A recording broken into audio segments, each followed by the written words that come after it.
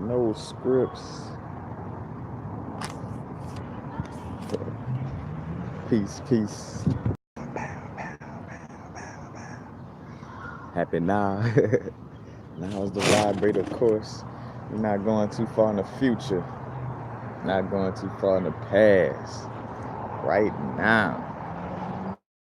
Right now, they got a lot of things going on right now. A lot of Kundalini movement. That's why, the subject of sex and orgasms is being brought up a lot. We're gonna coast through them vibes. Speak on the orgasm, speak on the comic books. We're gonna do this one card tarot for the day. Matter of fact, don't forget to check out, because again, when I do a video like that tarot card reading for April, that video is still valid. It's still speaking to the April energies. As a matter of fact, I had to go load it up to re-listen to it myself, because while I'm in the midst of doing it, I'm not, again, like you being a live channel, it's kind of, of course, as I grow, I'll be able to keep a memory of like what I'm pulling and doing as I'm, doing those type of reads. But for the most part, with trying to make sure your conscious mind is out the way, you're not constantly trying to focus on remembering your own reading as you're doing it. Cassandra Brown, and what's up?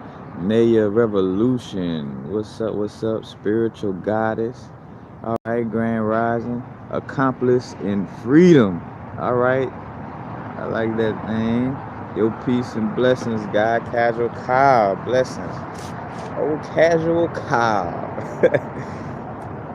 Hey. Little card for the day. Nothing too major. What's the energies for the day? Flipping one more time. So I'm talking flipping one more time.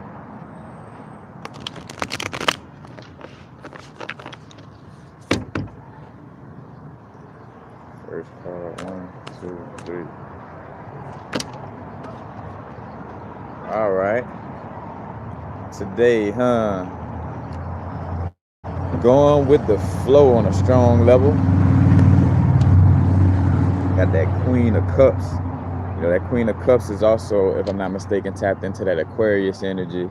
So, just telling us today is a day to work on that eccentric, freedom-loving, your unique self. Like constantly working on bringing out those aspects of yourself that's unique, that, that will help, that's bringing forth change within this realm, within this lifetime, because matter of fact, we're in the Aquarius age, the age of information, quote unquote.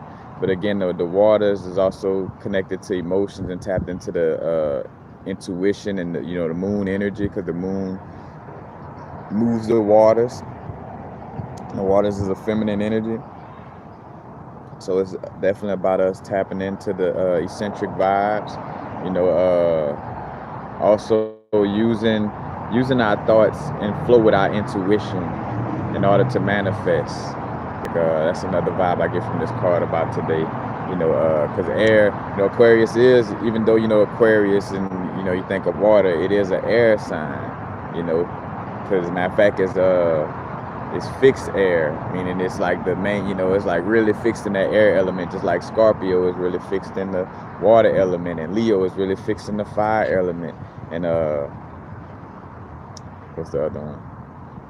How could I forget like that? And Taurus really fixed in the earth energy, But again, speaking to, again, bringing those thoughts in alignment with intuition, following that feminine flow and going with the flow today, and again, allowing for those thoughts to be in alignment with, with the inner intuition. As a matter of fact, I just look at, like how I see it, looking at this little cherubim or the Ark of the Covenant type of vibe, which is to mimic, basically like the pineal gland. The pineal gland, like when they're talking about philosopher's stone, that's like the pineal gland. Like the stone that the builder refused, or the stone that David used to slay Goliath. It was just like basically an allegory of like, opening up your pineal gland to slay that the giant. And when I say the giant, like what we allowed our lower nature to become, you know what I'm saying, from the perspective of that, you know, again, from that story. But let me look at the card, another aspect of the card, to see if nothing else is speaking out to me. That's basically the vibe on that today.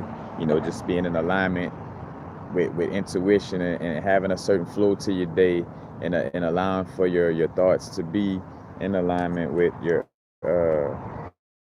intuition.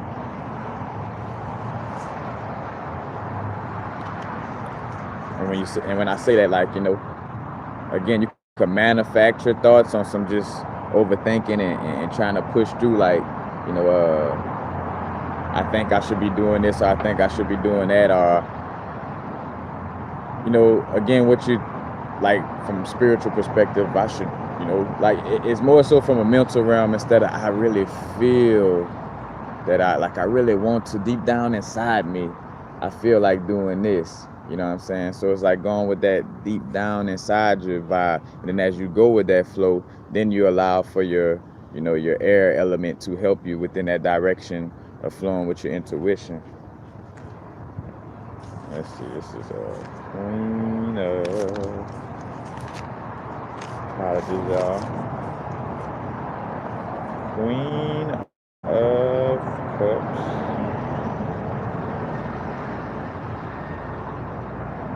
All right. And it doesn't deal with which I caught the vibe to speak on it like that. It deals also with the vibe of Cancer and Gemini. So it still deals with that air element, you know, because Gemini is the air element. So it's also talking about a certain type of flow that comes from a combination of, again, still following your heart. It's still, what's funny is this card still speaks to your heart, or your intuition being in alignment, you know, with your thoughts, you know, because as far as like this card is connected to the Gemini energy and the Cancer energy, and it's on the back decan of the Gemini energy, meaning from the 20 degree to the 29th degree mark. Now inside real astrology, they don't, you know, they go off of the actual, like, astronomy. So like when you look in the sky, how big is the installation, and that's more than 30 degrees, while Western got 30 degrees for each sign, you know, and it goes around to make a 360. But again, you know, that back end of the Gemini and the first two deacons of Cancer, you know, so it's like communication, like that vibe of the Gemini energy with communication, commerce, you know, technology, things of this nature, but in connection with your heart's intuition. So let you use those thoughts and communication, you know, aspects, but in alignment with that motherly love, that heart love, like, you know, that because also Aquarius deals with a humanitarian vibe too, but, you know, that Cancer is really about that, you know, that love, that emotions, that, you know, sharing and caring and nurturing, you know, type of energy. So today, you know, that should be the you know, the energies we lining up with. Blessings, y'all. See y'all rolling through. Astro 99, Amaya Marie, blessings. Kapla Kayadid, blessings. Fawn Barrages, blessings. Who are Deanne, Chode Master, what's up? Shawnee's Tarot, blessings. Babesy Lloyd, blessings. The Free Radical Minds Network, blessings. But yeah, that's you know, basically the vibe for today. Trying to see if I'm picking up on any. Trying to see. Queen of Cups. Yep. Just really tapping into that water aspect, you know, today. You know, the water aspect, you know, again, the emotions. And matter of fact, this full moon coming, and the full moon meaning that the moon is filled with energy, you know, and that's why we feel so, you know, strong, and we in this emotional place, you know what I'm saying? So is tapping into them waters in a way that's beneficial to, you know, to your growth. And by tapping into those waters is going to allow for, you know, we become fruitful and manifest more and become more synchronistic when we're mastering our energies. And a part of, being in alignment with your intuition, and being in alignment with your inner guidance, your inner heart, is mastering your energy. So is also speaking to that aspect as well. And speaking let's see. And speaking in the since I'm talking about that, the aspects in astrology. Right now, we're dealing with Pluto about to go in retrograde. As a matter of fact, Pluto is in Capricorn. And as I'm going into this, y'all, it's a balanced area with me in astrology, because I do know more than I speak on. You know what I'm saying? Like I do, I know a little, but because of that perfectionist vibe of like, oh, I don't know it all, so I be like kind of speaking on it as if I'm not knowing what I'm talking about, but I, working on it. It's another thing we're doing right now. We're doing a lot of shadow work, and what we fail to realize or forget sometimes that, shadow work, is those certain aspects coming up to the light, and it forcefully comes up to the light. So, like that procrastinator aspect within me may pop up, but it's just to show me like, hey, this is something that still throws you off, and you need to be aware to not fall into this loop, So the universe is kind of showing it to us on such a strong level. And matter of fact, because speaking of, April 24th to October 3rd, Pluto is in retrograde, and basically it's retrograding in Capricorn, and Pluto has a strong energy. It's a generational energy, because Pluto take about, I want to say 13 to 15 years to pass through each constellation. But like, as it does, it starts different eras, like from different wars, like the American Revolution, and different little aspects of like, basically like systems breaking down, transformations. Pluto is that energy of a transformation, and it's retrograde in Capricorn, but it's about to go like in 2020 or 2021, I want to say, it's moving into Aquarius, and Pluto just got that intensifying energy, energizes the willpower, it goes into things in depth, what I'm saying? That's why, of course, in most cases, Mars is like the energy attached to Scorpio, but there's also Pluto as well, because Pluto is about diving deep. Pluto also helps to eliminate like the old and unnecessary patterns, habits, and activities. And dealing with that Capricorn energy is like basically a strong transformation and connection with discipline, responsibility, ambition, setting boundaries. And what have we been doing, the last, last like 13 to 14, 15. Again, I want to be more accurate, but within that window from 13, not less than 13, not more than 15, as far as like how long Pluto is transiting through each constellation. And again, that's what we've been experiencing the last few years, is dealing with our spiritual awakening and transformation with a certain level of responsibility and discipline and ambition, and making sure we setting boundaries properly, and it's been a strong. In fact, I'll talk about the STR, like the words with STR in connection with Saturn energy, like strict, strong, when you get disciplined, you get whipped with a strap, you know what I'm saying? It's like, and we're structuring things, because that's another thing. We're structuring, ourselves, moving on into, into these energies really coming through even more strongly. We're being structured before we tap into that freedom loving, like, cause that Aquarius energy is more flowy, more airy. So it's like the universe, like on some, again, the zodiac signs are put in place for a reason. It's like the Aries energy is like, oh, I'm head first. It's all about me. And then the Taurus energy a little more earthy and grounded and share a little more. And the Gemini even more about like communication, because the Taurus and the Aries wasn't so much about it. And then you tap into the Cancer realm where it's like having that heart. Now just like each sign comes like each sign just I spoke on that, just like the tarot cards where you go from being a fool, like I don't know nothing, I'm a blank slate and I'm just going out in the venture. Then the next card is the magician. Then the next card is the empress or the high priestess, but like it's like a journey through energy. So we're going through this Capricorn energy, where Pluto and Capricorn is structuring things and having us be responsible before we get into this vibe of being more, Aries. So it's like before you get in this air element, before you get into this eccentric, freedom-loving vibe, what I'm saying? You got to make sure you're structured and grounded before stepping into that realm, So you see how everything has its little placement, in place. But again, the Pluto retrograde. So also too, that's why we're going through a lot of karmic energy, and also because Saturn, I think Saturn is retrograding as well. Let's see.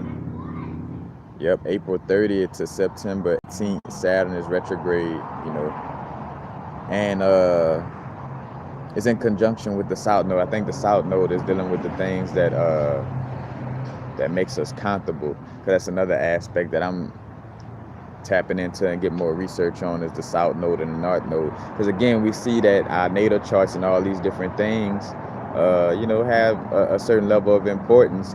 Not for us to get lost. Because again, remember, like being the number 13, like that's what Jesus and the 12 disciples represent. That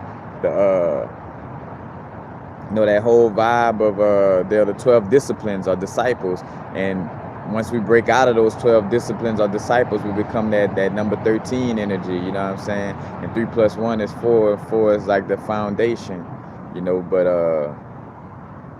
like that whole vibe of us. Of course, we look at our natal charts and seeing what energies we dealing with in order to see what we dealing with in this lifetime, but not to a place of what we constantly like label like, hey, I'm a Capricorn, or I'm not just my sun sign, I'm not just my moon sign, I'm not just my ascendant sign, I'm the whole natal chart is what's going on inside this being. You know what I'm saying? So as much as we walk around like, oh, you're a Cap, or you could be a Capricorn but have nothing but fucking Scorpio energies in your natal chart. So you damn near basically, like, if you had to call yourself something, you'd be a Scorpio. You know what I'm saying? Like, it's realizing, again, these things are used as tools to help us on our growth, but not for us to overly identify with them. You know what I'm saying? Like, we want to be, we practicing self-mastery and overcoming, like, again, we're a God growing, and I say a God growing, for human words, you know what I'm saying? But like, that no thing on the experience, and it's about a constant growth and a constant expansion. So we're not going to constantly always be under the rulership, within these bodysuits, under the rulership of these zodiac signs. Check out my video, the 12 movie specialists, where I kind of speak, like, personify how zodiac signs in essence work.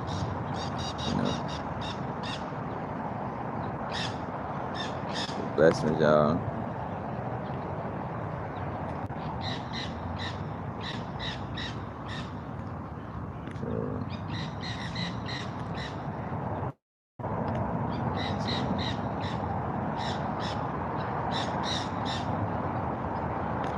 So man, hey, embracing that zodiac sign in the essence again. Like, that's another thing too. We're not identifying as those zodiac signs, but we do know that it does have an influence on us. So if I know I got like this Aries type of influence with a moon energy connection, so I got like this, me first and that fiery energy in connection with my emotions and my intuition, and that, again, that moon energy, I gotta acknowledge that don't mean I'm walking around like, oh yeah, I'm just a Aries moon, it is more than that. And again, that number 13 is like breaking from the 12 zodiac signs. But that's another reason why, again, we dealing with this heavy karmic energy right now, because that Pluto energy uh, is in Capricorn, and when something is in retrograde, is asking us to reflect upon the energy that planet deals with, you know. So like again, when Mercury in retrograde, instead of trying to move fast on communicating and commerce and things of this nature, you want to sit back and reflect on those vibes. I say sit back, but you want to, it's more of a reflection time of dealing with these energies. Like reflect on what's your approach and how you deal with communication in your everyday life, and and commerce in your everyday life, which I always forget all the other aspects of Gemini, being versatile, being no, I'm sorry, not Gemini, Mercury, strategy, writing, divination, magic, because matter of fact, Mercury is connected to the Magician card, in the tarot deck, and that's also connected, Mercury connected to Wednesday connected to Odin. Wednesday is also connected to, or should I say again, with Mercury, that's connected to Jehudi or Thoth or Hermes, that the messenger god, and Odin and Freya, come together to have, so basically Wednesday and Friday, comes together to have Thursday, a Thor, so you see how those, again, little mythology vibes all kind of lined up. Because matter of fact, and Mercury and Aphrodite, which is like the Friday energy, the basically Ishtar, Inanna, Freda Urzulin. I did a video about that, so we'll check that out. I don't want to go too deep back into that, but with Mercury and what it is, Aphrodite coming together, you get hermaphrodite, the hermaphrodite, the mixture of the feminine, Mercury and Venus coming together. Because again, that Venus energy, the morning star, Friday, but you see it across the board, And also too, dealing with certain vibes, we also got a vibe of, they have certain hours that go to certain zodiac signs. So say for instance, right now, let me go to, I got this little app and it kind of shows like keeps up with like the hour. So in this time right now, we dealing with the moon energy. Because again, from the hour of 8:30 to 9:30, but it's like certain times of the day. So at this time of the day, I could be tapping into, or doing, again, like that's like with doing magic and stuff like that, like following the astrology and things of this nature down to a T. So you could make sure that what we doing is very powerful, you know what I'm saying? Because of course I be balancing myself out from working on what I'm working on as far as business things concerned. I say business because again, it's just, expanding on doing what I love, but making sure I'm being more, not say ritualistic, but in essence, paying attention to all these different aspects. And when I'm doing like candle magic and, doing certain sigils, to make sure, I'm paying attention to the timing of when I'm doing things and making sure it's in, again, like, in which I'm gonna get into that, the Nipsey situation, as far as like, if I'm trying to scare or fearmonger certain beings, and I want this energy, when I fearmonger them, I want it to instill strongly, and I want it to last, then I'm gonna do it at the beginning of the year. I'm gonna do it in New Year's in April with the Aries energy, you know what I'm saying? To really, amplify the energies that I'm putting forward in this ritual. And speaking on that, I've been catching the vibes again, just to always realize, and again, I'm not even trying to get into, whether the brethren transition or not, you know what I'm saying? Because, I'm catching vibes come to me about, like everything was a whole, a setup down to even a possibility of him faking his death, and also the same situation could have been possible with Tupac, love vibe. Again, these are things coming to me. I'm not setting it in stone, and I'm not, the part of them being alive or not ain't really the importance of more so is like how they constantly, you know, again, they allow for certain people to be, popular, or have billboards or have a certain type of energy due to them, whatever they're doing is in alignment with, the agenda of the energies that's trying to, pull us down, and stop us from realizing our God self. But they always trying to put this Messiah in front of everybody, you know what I'm saying? And like, again, like how I talked about, the situation happened when Nipsey was 33 years old. That's the same, you know, and more so the Christ story is like that because again, we got 33 spinal columns, the spinal columns within our, our spine. And our Kundalini, our Christ seed, all, raised from out of that root chakra, because Jesus was born in the manger. The manger has animals, with a lot of shit and just, very earthy in the manger, just like your root chakra, you know what I'm saying? So that Christ energy born, in the manger in that root chakra and rises up, up to the age of 33, or up those 33 columns, and is crucified, where the Ida and Pangala, the masculine and feminine energies cross right here, you know what I'm saying? And that's why in the story with the crucifix, Christ had one person to the left of him and one person to the right of him that represented the Ida and the Pangala. The Ida is the feminine energy, the Pangala is the masculine, Shakti, the feminine, or Shiva, the masculine, and it crosses and crucifies, at the 33, but again, back to this story, they're constantly trying to create some type of Messiah vibe to have everybody worship, something externally instead of doing the work you got to do, because pay attention to it, like how much everybody like Nipsey, and again, because another thing too, what's real, we should be knowing that the brethren is let's just say he did transition. Well, then he transitioned, and we good. We fucking up his energy by constantly trying to hold on and oh Nipsey this and that. Like you gotta let that brethren breathe. You gotta let that brethren go. And again, just speaking on the the aspect of if if the transition or but again this whole vibe of looking for a Messiah and trying to like turn, like instead of doing the work, constantly just looking to Tupac, or Tupac's still alive, he gonna come back and save us. Think about like that Tupac still alive vibe.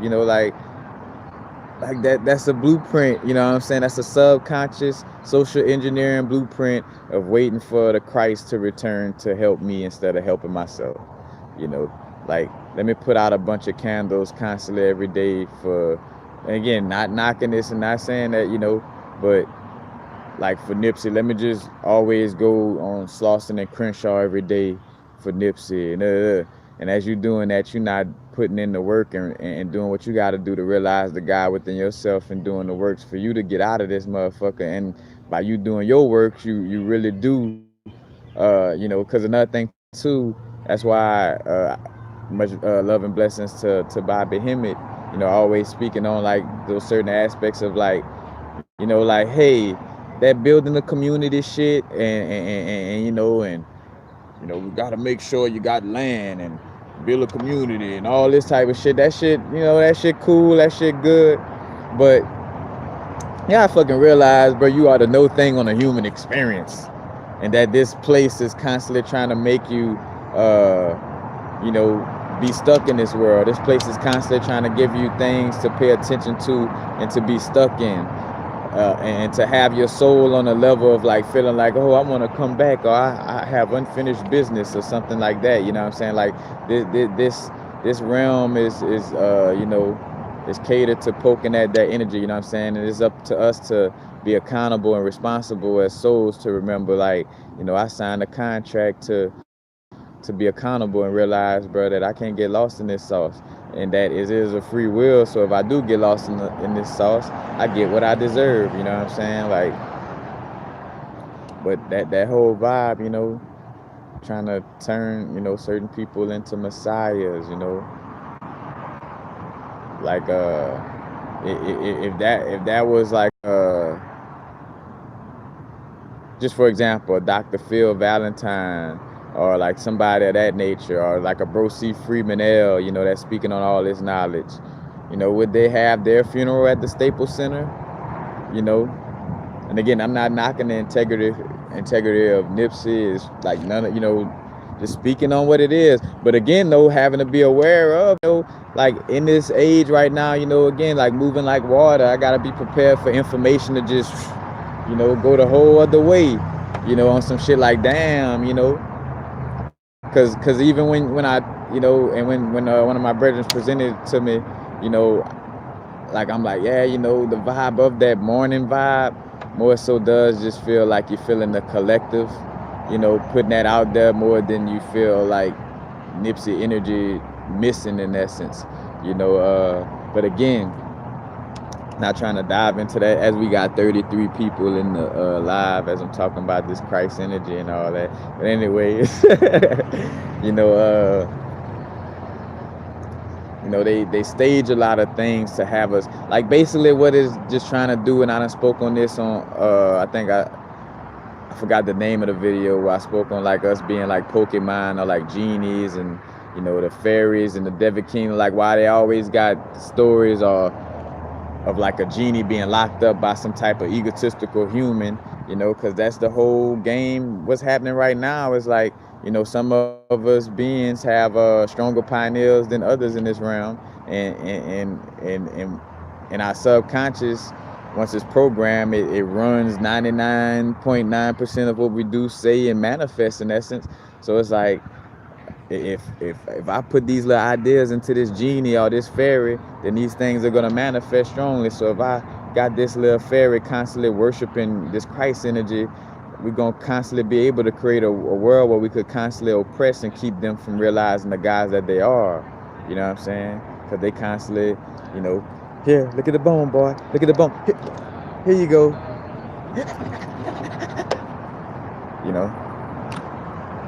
That's the whole vibe with that,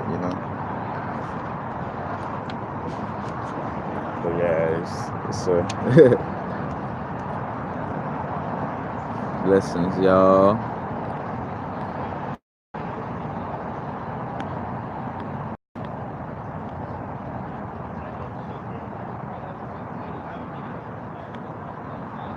Yeah, that's another thing too. A lot of people just want to be a part of the wave. Like, hey, even down to people taking little selfies, and again, ain't nothing wrong with, like, if you're doing the work and doing what you gotta do, then, like, and you went to Nipsey's little, like, that little area, I ain't gonna say the area where that incident happened, you know what I'm saying? That's, put it like this, teach his own on your walk, whatever you're doing in life, but but just the generally speaking of it, if your heart is pure in it, but for the most part, a lot of it is like, just showing, how much we I gotta take this break.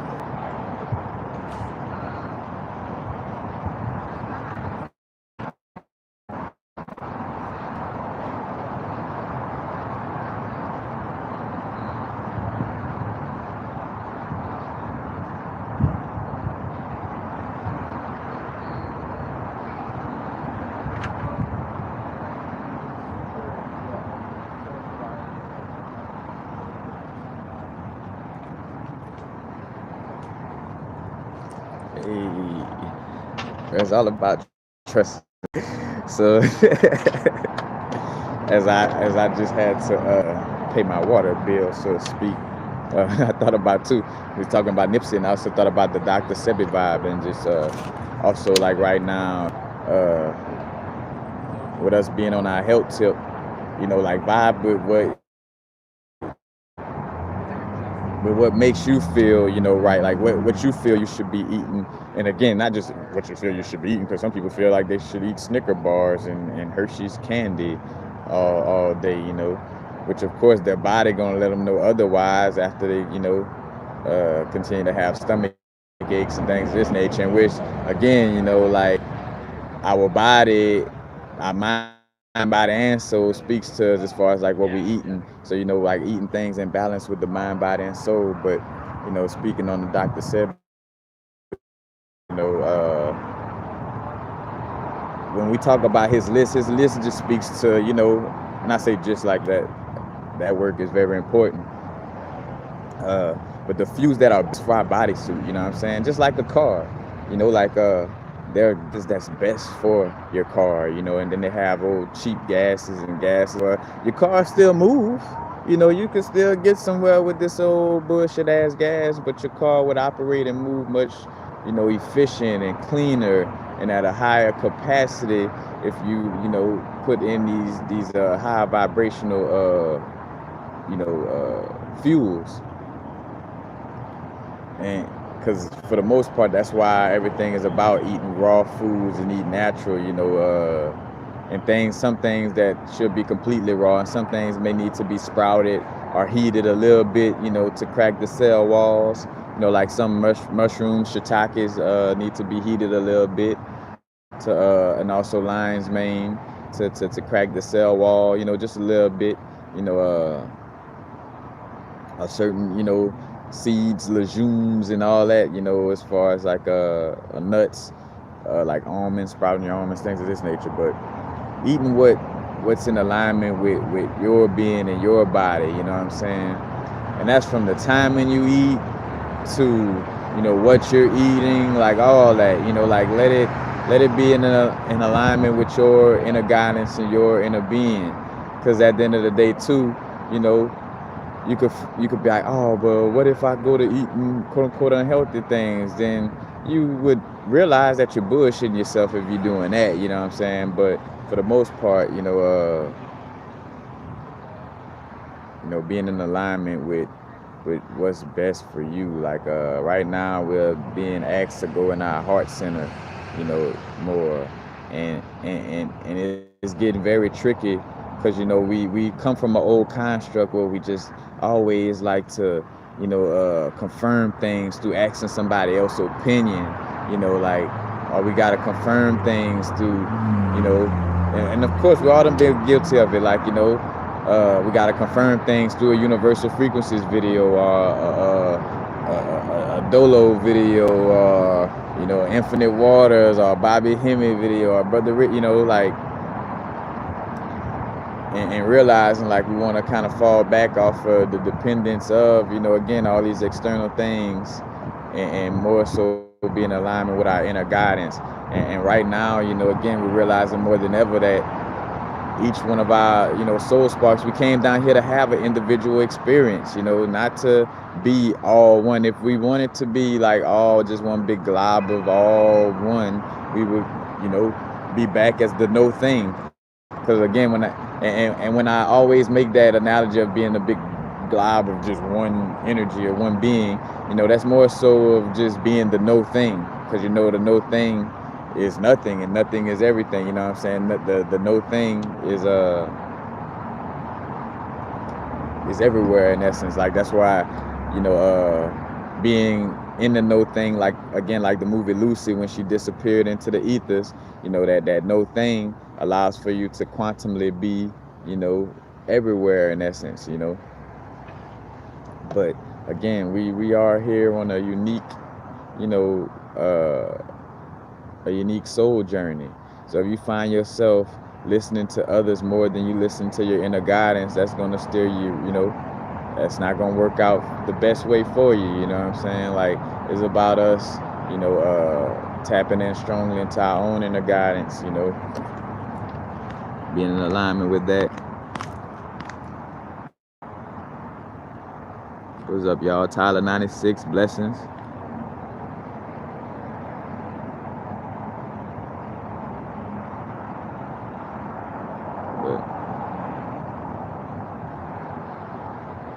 speak on the 3 days of darkness. The 3 days of darkness, I mean, if you're talking about, you got the triple darkness, aka the three trimesters, again, as above, so below, as within, so without. The same way that we come from the no thing, as and we say, non-physical, but that no thing, the nothingness, as we come from the nothingness, that triple darkness, that situation that, like, from the tree of life, matter of fact, since I got it right here, dropping down. And matter of fact, I even got this other book right here. Out of that triple darkness. You got Ain Soft, and Ain Soft And matter of fact, Ain Soft, when you think about with some of the Gnostic texts, they call like the ancient mother Sophia, but that's like the triple darkness right before the first crown, and right before, we drop down, through the Sephiroths. And matter of fact, speaking of dropping down through the Sephiroths, that's gonna also bring me to the comic book vibes. But again, yeah, it's not necessarily 3 days. Now, 3 days of darkness, in essence, you got like the 3 darkest days within the year, like around that the winter solstice. So like I want to say the 21st, 22nd, and 23rd, maybe. But those days of darkness right before the 25th, when the sun is born again, and the 25th is the first day starting or marking that first day where the sunlight is going to start to increase during the day from that point on in the winter. So from December 25th on, the sun is only going to increment more and more to having more sunlight within the day. Then when it gets to the Aries constellation, again, and that goes to this, to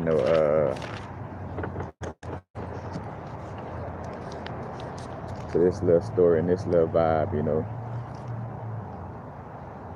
coming from the December 21st. And remember, before going down into, that winter solstice, that darkness, passing through Scorpio, that kiss of death from Judas, Judas, that sting, that kiss on the cheek was like that scorpion sting, pow, like stinging that Christ energy, that sun, before it goes into that darkness, selling them out, putting them into that darkness. And also speak on how, like, the Scorpio energy, if you're not responsible with your Scorpio energy, aka your sexual energy, you could just squander your Christ seed all. So basically, like, not using your Christ seed all properly and giving out that light. So basically, again, that Scorpio energy sells out that sunlight, on the as above, so below level. And the constellation externally and the constellation within us, that Scorpio energy or that Judas energy will sell out that Christ seed all in a second, So it's also that aspect. And I said we're going to go to comic books.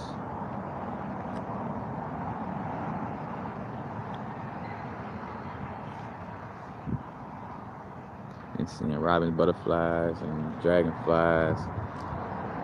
It may just be a connection, Ashley W, that may be like a vibe of your little spirit, like totem animals or like spirit animals that's in connection with you.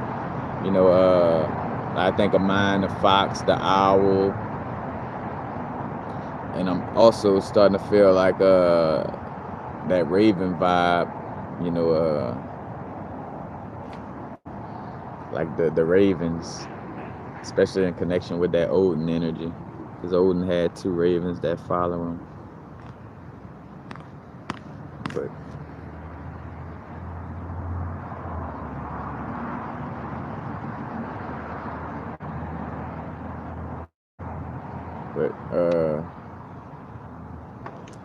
yeah, that's basically it with the triple darkness vibe. Matter of fact, I'm sitting here, I done spoke on this book before, matter of fact, and this was like on some synchronicity, because I ain't dealt with this book since I had it. It's just the whole vibe of, ancient.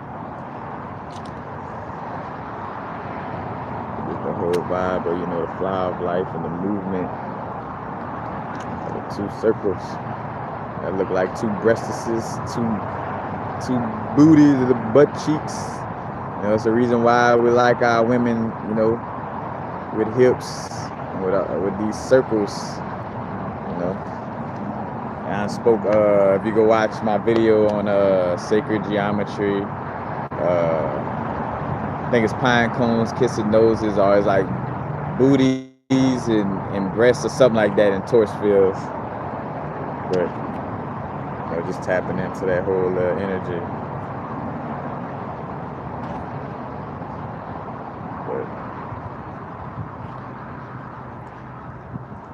Matter of fact, this is the book that has the distribution. Might be the other one. Matter of fact, showing the Merkaba though.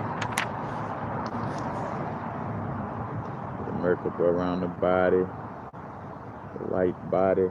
You know, remember the 6-pointed star, the Star of David, is also the symbol for the heart chakra.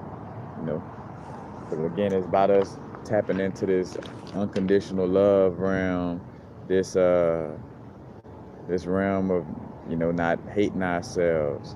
And by not hating ourselves, then we don't hate others, you know what I'm saying? And by, you know, being light as a feather, because another thing, if you holding grudges in your heart, you know, then you won't be lighter than a feather. Like if you feeling like, oh man, this white man doing this or this white man doing that in this realm, this and that, and you keep that heavy heart, that vibe, then, you know, when you transition, you're gonna come back to fight that white man again. And then and then within that lifetime, you're gonna catch little pointers trying to show you like, hey, this is how you fucked up last time by worrying about these external energies in a manner that you know, made your heart heavy, you know. Because again, it's no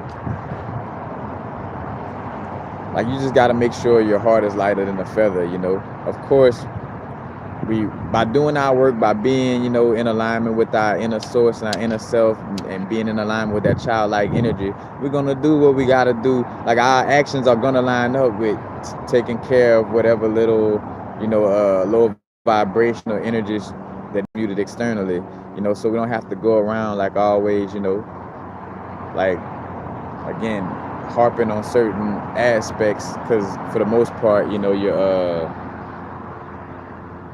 you know, feeding it energy or making your heart heavy, you know. Again, the heart got away lighter than a feather.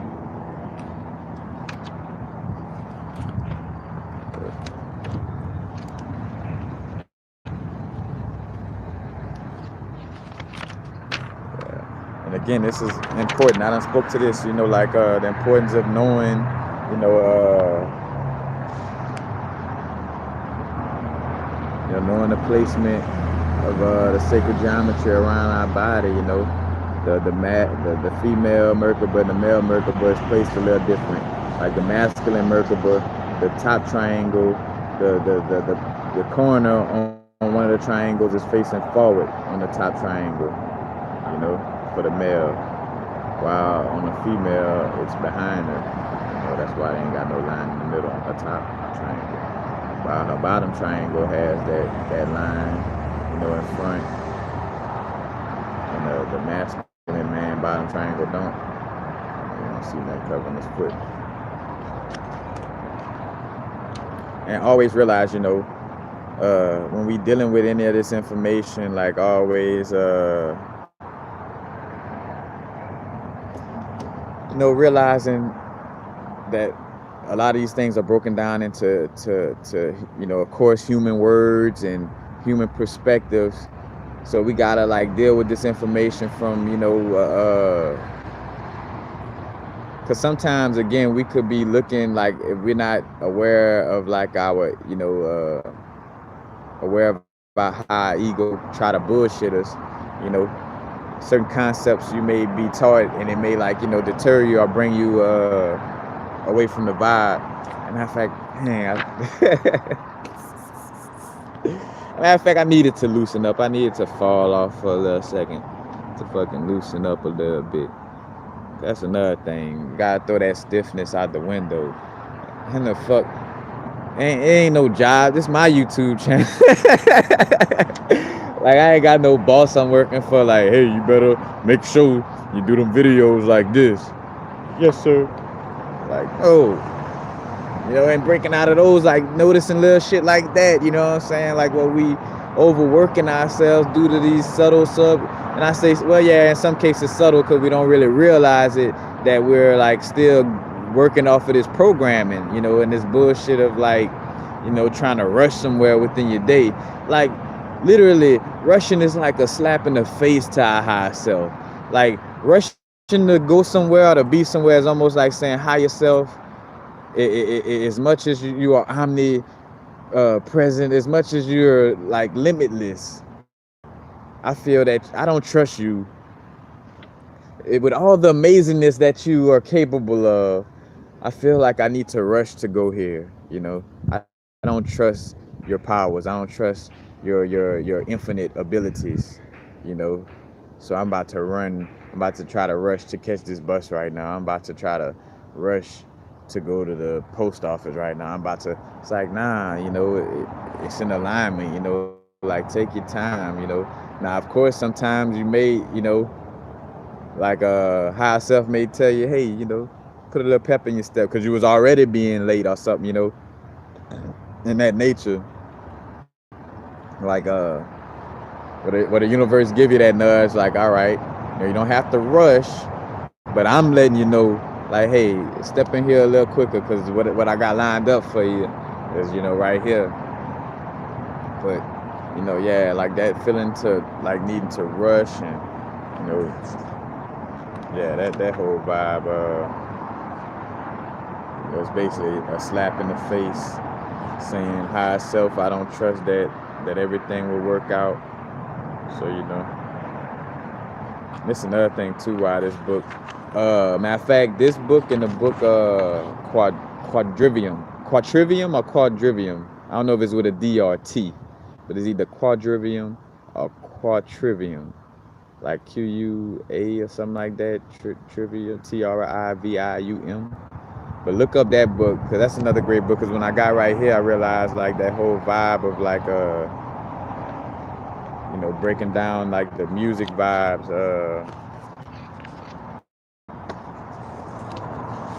See, because that's why so many of like the prophets, in essence. I'm sorry, I'm trying to get this.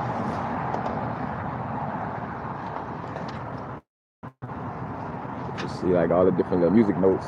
They in connection with our chakras. And that's why, like, a lot of us, again, like from the Michael Jacksons to the Tupacs to all these different energies, Bob Marley's, moving through music, because the music, text. Again, just showing how the do, re, mi, fa, sol, la's and all that connect. Like the triangle, the Merkaba, in connection with the music vibes.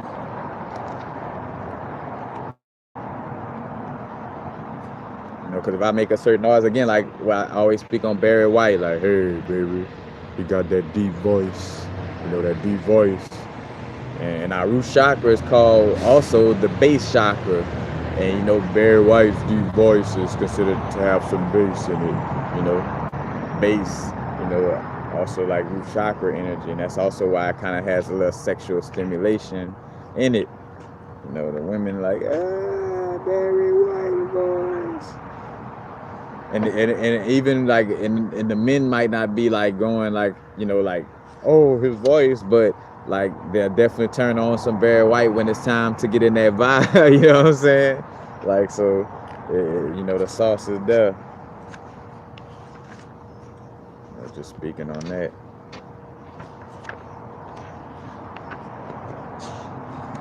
But again, seeing how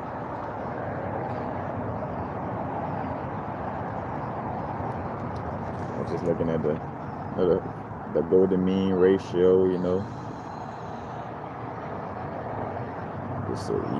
and that's basically our existence. We are fractally, inside of a pattern that just never ends, you know, like a pattern that just continuously, you know, implodes and explodes, you know, like a torus field implodes and then explodes, but which, you know, is never really, I should say, contraction and expansion, you know, because you know, for the most part, the torus field is an implosion because the energies are going, you know, like inward. See, and it's all connecting again to the yoni and the phallus and things of this nature. But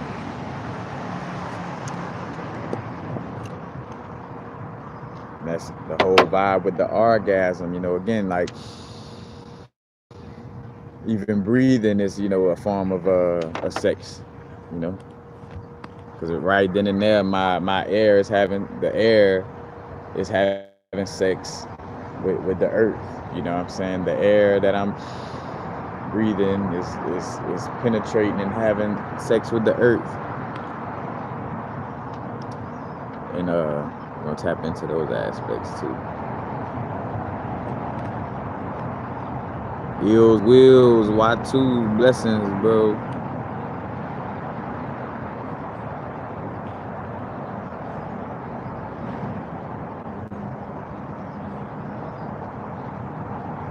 How do you harness your Merkaba energy? That's a big word for me, harness.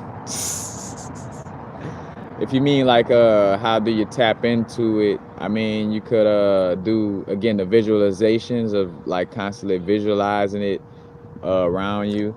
And what I do, you know, and it may be different for the females, but like you know, I envision the top tetrahedron spinning like so from my left arm to my right arm, like I envision that part spinning like this, and I envision the bottom triangle spinning the opposite direction. So it's like they, you know, like by those two little different directions of turning, it creates like a levitation type of vibe. But and I haven't done a strong Merkaba meditation in a minute, so that you bringing that up right now, that's speaking to me, like the universe speaking to me about this. But basically, you know, it's the visualization aspect of it, and the more you visualize it and you sit there and tap into meditations, you could be able to tap into, you know, these different realms and dimensions, you know. That's why you know, when they talk about who that, not Jacob's ladder, but it's somebody dealing with a chariot, you know, but that chariot, you know, some story in the Bible, you know, speaking on the chariot, but the chariot is the Merkaba, you know, and how we move around in these waters in this Merkaba, you know. But and I do have a Merkaba meditation. Matter of fact, that actually comes from this book, actually. A Merkaba meditation video that I got. But you know, again, the Merkaba, you know, just, and because we also got another Merkaba within our you know, within the skull. I forgot what's the name because it's a chakra, something major. Can't recall it right now, but yeah, definitely.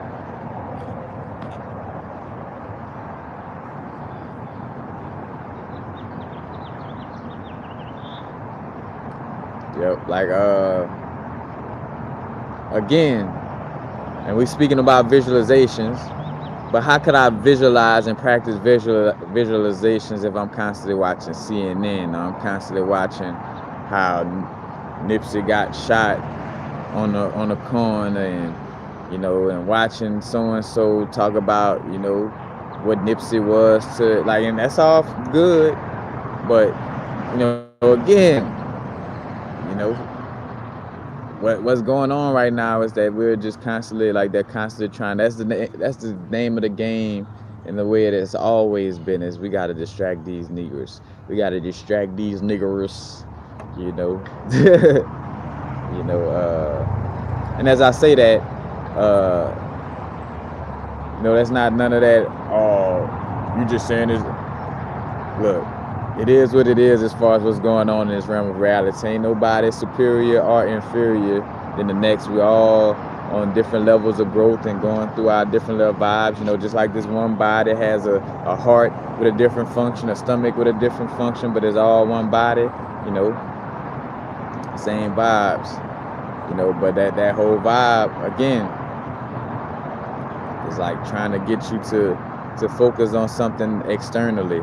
That's the whole reason why they trying to go to the moon. Like, why would I'm a fucking being? Like, our ancestors knew that fucking this place where we at right now looked like a turtle, and they called it Turtle Island. And it wasn't because they had some fucking artificial ass spaceships and rocket ships. You know what I'm saying? Like, they knew that shit from tapping into the energies. They knew that shit because their pineal gland was open. You know what I'm saying? They knew that shit because they wasn't constantly watching TV and being bullshitted about certain things. They wasn't constantly, they didn't even have Wi-Fi to pollute their energies. You know what I'm saying? Like, they were really tapped in. And think about those of us right now. Think about this, bros and sisters. Like, how tapped in we are with all this bullshit around us. So think about it. If we tapping in like this with all this Wi-Fi bullshit, chemtrails, all these food choices being thrown in our face, and just all these different energy, like you got all these concrete and steel buildings that ain't really necessarily healthy, like we got all this bullshit around us, and yet we still tapped in. So imagine how tapped in our ancestors were, and how and in which we could be, as far as like again, like constantly letting go of these aspects that's dirty in our energy. And it's a growth, because in some way, form, or fashion, we all working in certain areas, and constantly pulling ourselves away from being locked down in certain constructs. But yeah, like, that's the whole end game, But yeah. That part. The pineal gland.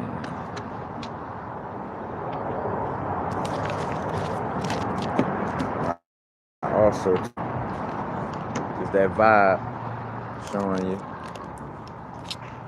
Because it's comic book wave.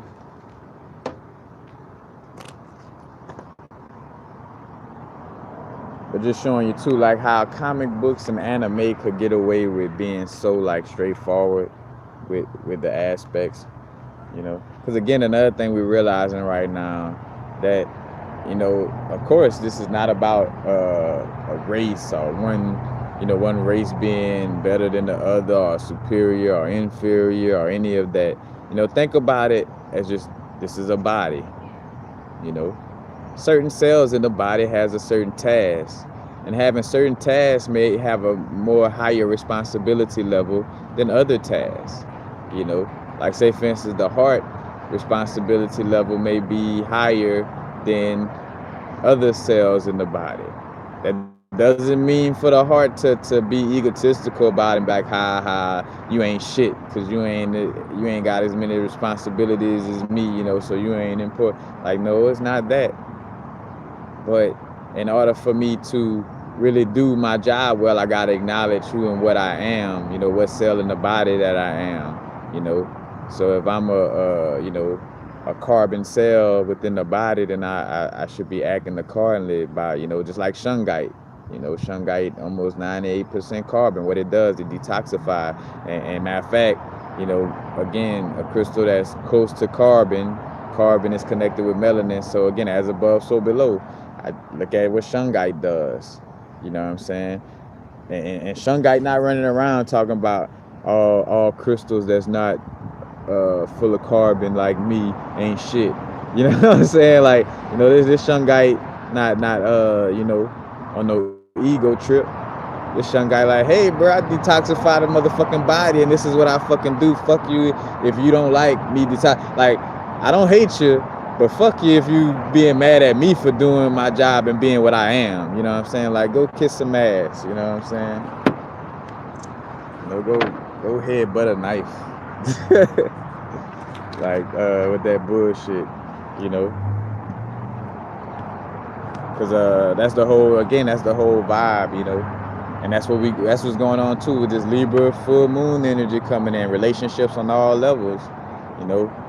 What humanity's relationship with each other, you know. Are certain beings being oppressed due to the way they look? You know, those relationships need to get worked out, you know. Because the change starts with you. You know, that excuse of like, well, yeah, man, but like, especially from I can speak from my community, like the little phrase, oh man, niggas ain't gonna never get it, man, or from I'm pretty sure like, oh man, these white people ain't gonna never get it, or somebody within whatever that, you know, whatever their energies they dealing with, like, you know, all these, and it's like, nah, bruh, we gotta I forgot how I was gonna say this too. Got a lot flowing through. It was something I was gonna tie that into, but hey. It happens. But just seeing the direct correlations, you know. Because again, Xavier and Magneto's characters came out during the Civil War. I mean, not the Civil War, the Civil Rights Movement. You know, so you all of a sudden you get a Magneto and a Xavier, Professor X. Professor X is all about, you know, being peaceful with the humans. Like, although we got these powers, let's try to integrate with society and, you know, and help the humans. And even when they spit in our face, you know, or kill one of us, we still gotta be nice to these humans. You know what I'm saying? And again, I don't deem anybody like you know, evil or this and that, because even though pressing like the Vatican, the Catholic Church, all those little preachers that rape those little kids and all that shit, like they're part of the contrast, like they just a part of this experience, you know, like they doing their part in this experience, you know, and we got to do our part to be aware of ourselves in order to stop those energies from overrunning the body. You know what I'm saying? There's nothing personal, no hard feelings. It's just, all right, I'm the part of the body that detox. I don't hate the energies that I'm detoxing. I'm just doing my job, you know, and detoxifying the body. You know, that's it. You know, but the whole vibe again with the Magneto and Xavier vibes was like, one is Malcolm X, so that's why they try to make Magneto seem so dangerous and extreme, and like, you know, like he just trying to kill all the humans, cause he, you know, and that dynamic always being played out. It's like, and you start to see like the fear mongering vibes, and I say fear mongering, but are people being fearful towards people, because again, right now in this awakening time, as people tapping into these psychic abilities, we all have the ability to tap into these, like, you know, extrasensory perceptions. But the more melanin that's present within you, the more you have the ability to tap into these energies. And that's why, again, some people been studying ancient texts, you know, Carl Jung, and that's why, you know, you got H.P. Lovecraft with the Necronomicon with Shub Niggurath. Like, think about that name. Shub Niggurath is one of the great old ones' names, you know, that's coming from, you know, the darkness, and this monster that's coming back. You know what I'm saying? They've been speaking on this and been, you know, again, you know, the whole part of the X-Men. And when these people get their powers, or as these people, you know, will they, you know, again, that fear shit, like, will they try to fucking kill me for enslaving they, you know, for doing all that bullshit? Will they try to kill me, you know? And again, that's why, you know, that's why too, you know, the dynamic of why we gotta do what we gotta do, because somebody who's fearful of that, they're never gonna try to let you, you know, they're always gonna be like, oh no, I ain't gonna let these motherfuckers realize who they are. I'm gonna, you know, I'm gonna do this as much, how I say, I'm gonna oppress them as much as possible without making it seem like, you know, like doing it with grace. Check out my video on dystopia, you know, to tap into that vibe. But, you know, basically, beast, a matter of fact, before I even get to that part, one dream like Martin Luther King, I have a dream. You know, Professor X has a dream, and they even play like cross play word play because Magneto name starts with an M, and Martin Luther King name start with an M. Professor X, you know, and Malcolm X. As much as you may be aware of, you know, is the subtle vibes that really get stained into the subconscious. But here it is, where Beast going on a TV show, and I do not own the rights to this other book. I do not own the rights to this book, of course, and I do not own the rights to any of these comic books I'm showing. Disclaimer, so fuck all that copyright bullshit. Anyway, think about it, the Beast. His name is the Beast, and he's blue. And we think about the Beast, we think about the 666, and the 666 is connected with carbon. Matter of fact, I just finished talking about this. It's connected with carbon, you know, and carbon has 6 protons, 6 neutrons, and 6 electrons, you know, and the Beast. And matter of fact, Krishna, you know, name stands for the black one or the black dot, but, you know, is also considered to be blue, you know, like the Beast, you know what I'm saying? So no coincidence that, you know, Stan Lee or whoever wrote this comic, you know, lined this up this kind of way. You know, like there's no coincidences in this universe. You know, so why do we act like there are? You know, matter of fact, that's crazy. Because again, like the same people who might act like there's no synchronicity, they'll sit there and be studying Carl Jung and knowing, like, you know, looking at his text, speaking on like, you know, how there's only synchronicity. You know, he expanded on what our ancestors already knew in essence. You know, any of that, and a lot of that education and stuff like that were, you know, the certain, like, from, you know, these Illuminati factions and Freemasonry and the Rothschilds, all this. But, you know, in so many way, forms of fashion, you know, they, in a dysfunctional manner, they preserve the information for us now, you know, for us, like, as we're waking up, you know, now we still got some of our ancient information, you know, preserved. But like, he's on this show, so, and Xavier, like, talking about the applause, he like, the applause is just loud enough to be insincere. So as Beast on this little talk show or whatever, you know, Xavier noticing how loud, like, yeah, the people clapping, but, you know, showing you that dynamic with, you know, certain people, you know, certain mutants, you know, beings within this realm, you know, they be on TV, you know, or be in these, you know, performing or doing certain things. And people like, oh yeah, you know.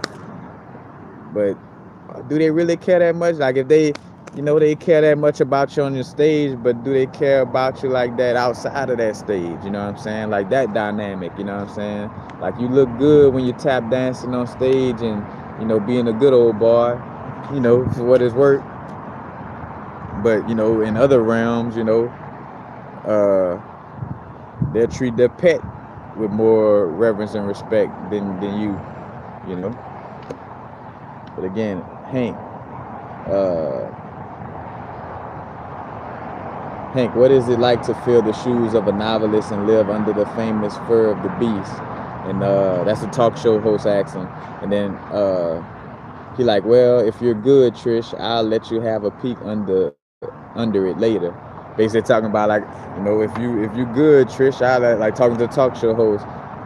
She asked about his fur, and he's like, shit, you can get under that fur later if you want. Yeah, I can make it do what it do, you know. And so Xavier, like, a fine soundbite for the morning papers, quote columns. He thinks and changes the channel quickly. So basically, like, you know, Xavier, like, look at this. Basically, Xavier, like, look at this nigga. and you see, like, that's the direct correlation. Like, it, you know, like, he like, and two, what they doing is making it seem like, you know, like, bashing that behavior in essence too, you know, because again, this is playing on the subconscious about sex, you know, because I mean, basically, you know, even though it's an X-Men comic, you know, they get a little close to that vibe, and he like, you know, you could get under my skin, so it's like, but making sex seem like, you know, something like where Xavier like, oh, look at that sound bite, you know what I'm saying? Like, again, playing on the subconscious on that level. Be like, bro, this fool, we on TV and acting a nigga, like, you know, for lack of a better word. And basically, is this all we are? He wonders. Freaks and entertainers doing television tricks in return for an ounce of acceptance. Da, da, da. You know, but again, just direct correlations, y'all. Well, matter of fact, yeah, was this my dream? You know, I have a dream speech when I wanted everybody to come get, and that's the reason why, you know, when Martin Luther King noticed that they were having them like bullshitting them, not say bullshitting them, but having them on like a bullshit platform. But the reason why they were allowing for him to march like that, because he wasn't sitting down and being like, hey, tap into your subconscious mind. Hey, stop letting these motherfuckers control your subconscious mind. Hey, you are the no thing on the human experience. Like if Martin Luther King would have been saying that type of stuff, you wouldn't even know who he was. You know what I'm saying? So, you know, just those little dynamics. It's just a little quick vibe, you know. You know, going within the comic. But you just see the themes though too, like you know, outcasts, one person full of light.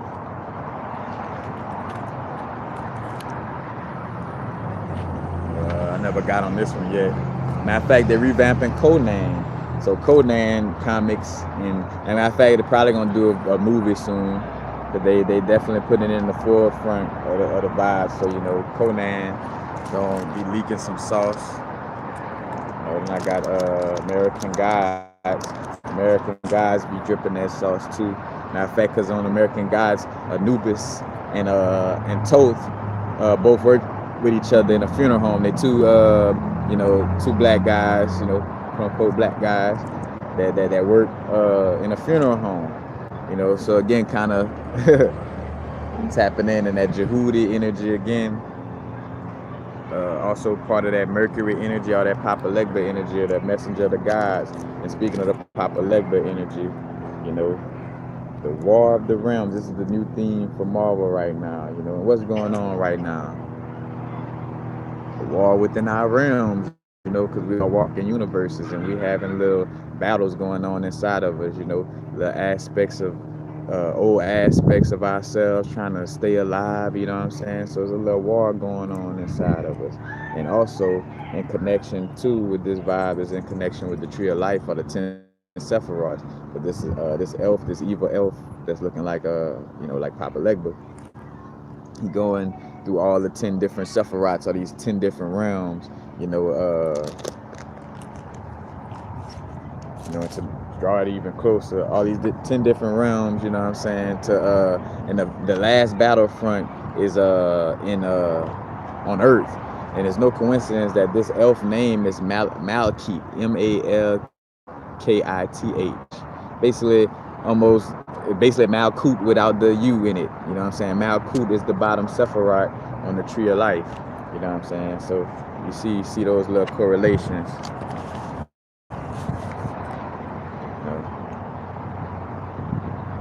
And matter of fact, they talk about in the beginning there was only darkness, the great unending nothingness of the yawning void. You know, sauce, bro.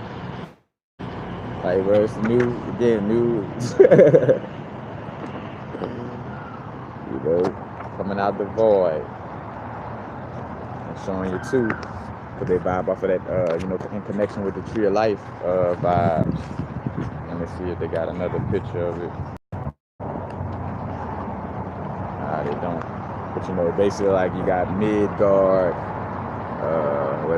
Midgard, like where the earth is, and then you got like it's in connection with the Norse mythology, because you got what that is. It's the little god Asgardian, you know, at the top.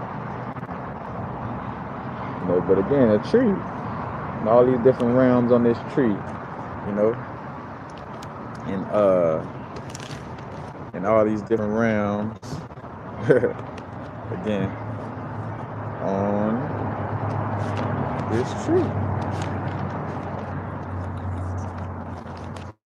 So, also as we, again, like reading these comics and stuff like that, we'll catch little downloads of insight because one character may represent the let's see, the Chakma Sephiroth, which again they got different realms or whatever, but a character may represent a certain say if it's a certain tarot card character, because the tarot cards represented in between like Hebrew alphabets and the major arcana tarot cards are correspond with the pathways in between the Sephiroths.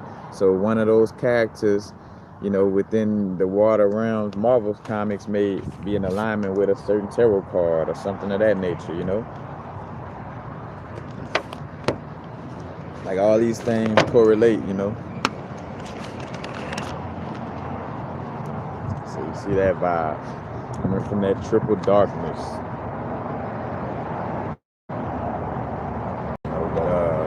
And two, it's something about Loki being a savior, like this vibe of like the trickster or this little, again, this little middle aspect, the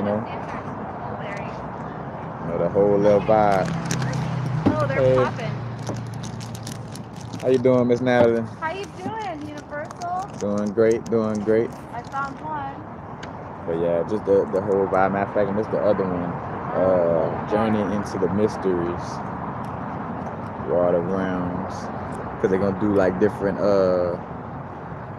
universes with it. So you got the main story, but then say for instance Spider-Man, Thor, and in fact they also got Wonder Man in this. That's my first time hearing about Wonder Man, but they go on their own little adventure, so that's gonna be a little aspect within the water realm. So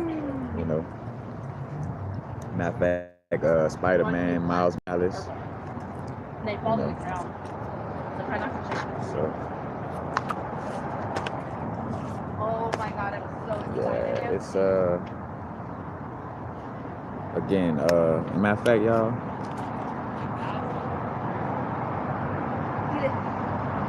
Shakira Bradley, blessings. What's up from NZ? Where's NZ? What that is?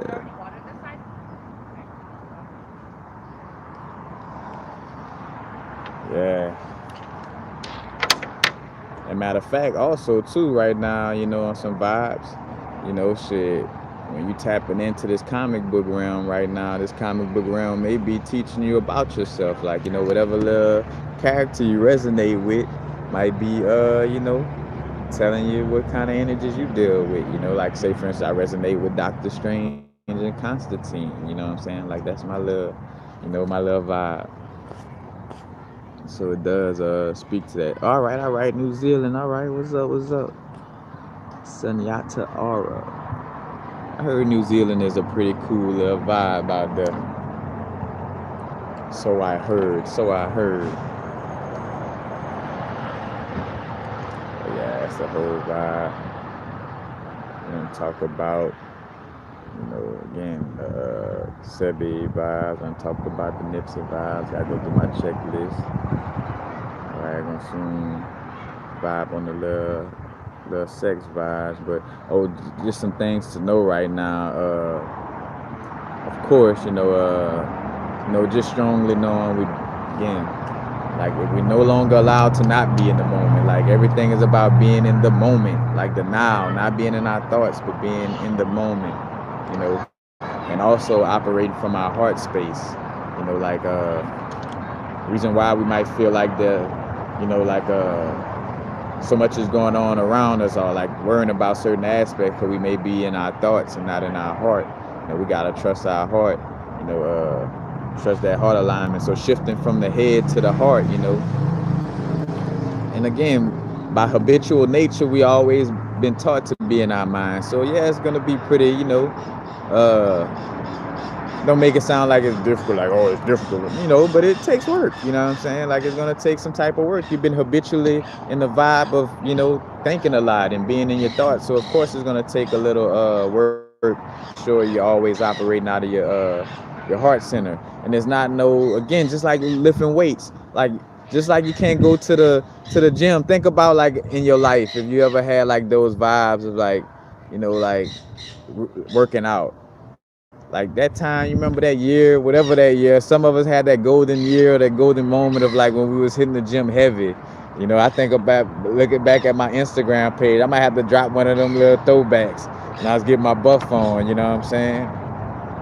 And just that whole vibe, like of it comes through repetition though. Like it was because I said, hey, I'm gonna just start waking up. I'm gonna run today, and I'm gonna run today. Instead of like, oh, I'm gonna run every other month, and I'm gonna lift a weight every other 2 months, and well, you're gonna get those type of results. You know what I'm saying? Just always know, we reap what we sow. You know what I'm saying? And like and again, because sometimes I fall into a place of just not realizing how serious it is about like constantly being on ourselves, on myself, for like the repetition of things. Like constantly going through the repetition of adding these new things that are beneficial to my growth. Within my daily aspects.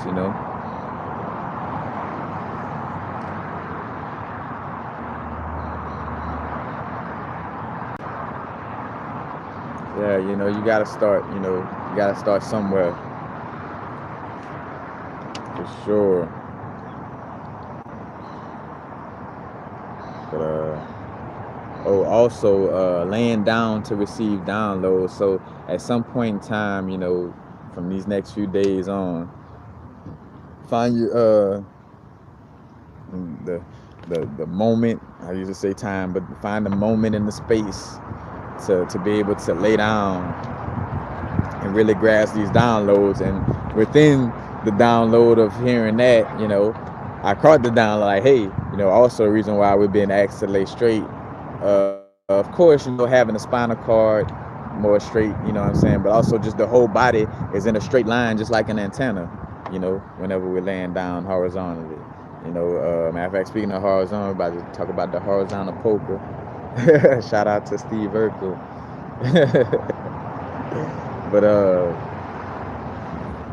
But speaking about catching the downloads by laying horizontally, lying down, you would get more of the downloads coming through, because we lined up just like antenna. Excuse me, y'all, I gotta step away for a second.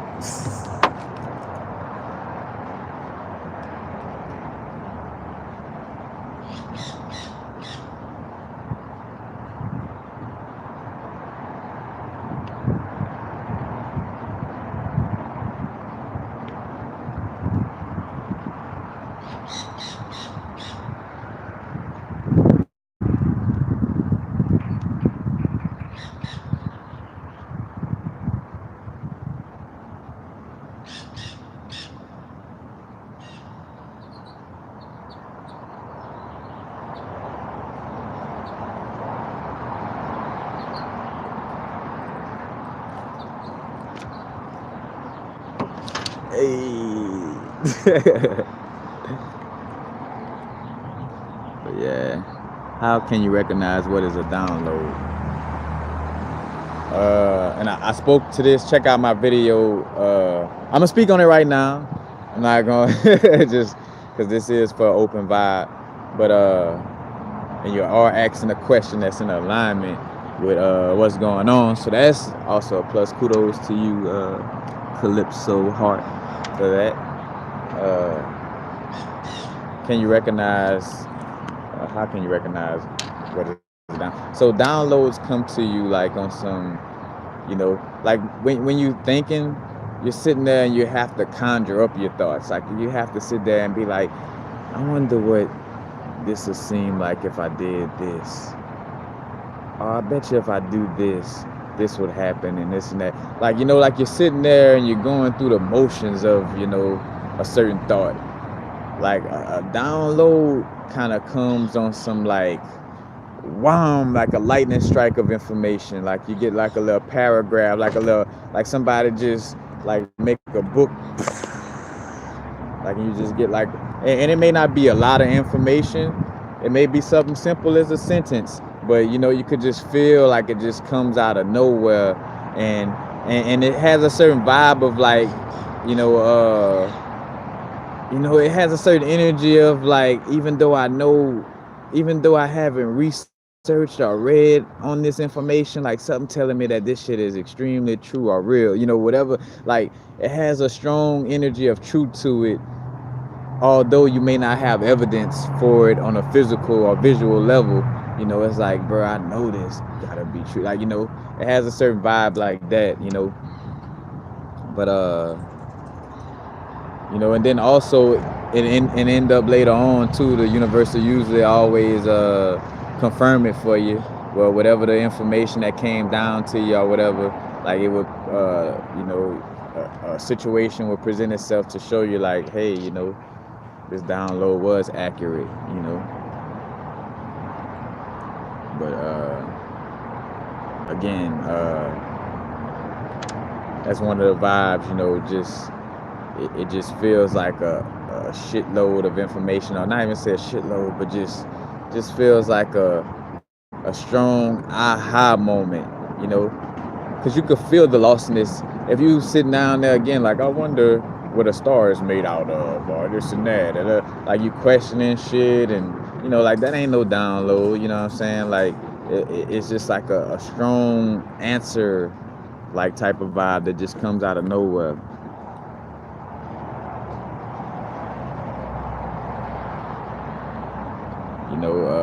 And two, we gotta realize how sneaky the ego is. Like all these different, like if something is saucified with spirit, like say for instance, sage.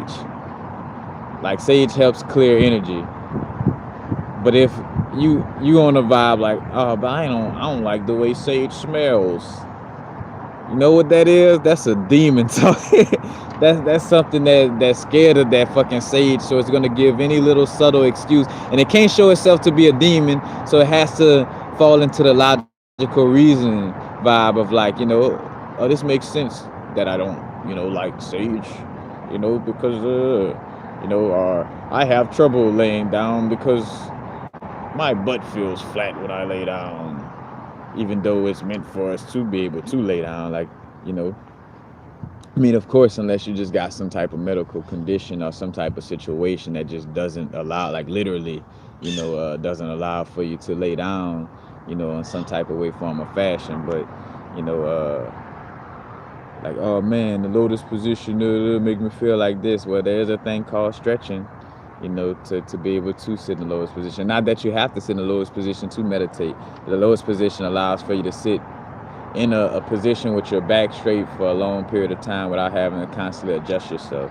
And it cuts off the flow of energy, the blood flow in the legs. And I say cut it off, I mean, unless your lower body will become completely dead, that does mean, circulation is still flowing, but it pushes a stronger flow of blood and energy into the vital organs. So when you're sitting in a lotus position, it pushes that energy into, the upper body.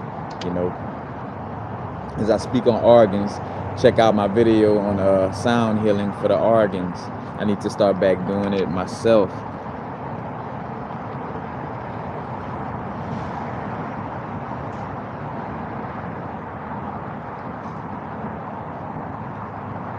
The flattening of the cheeks.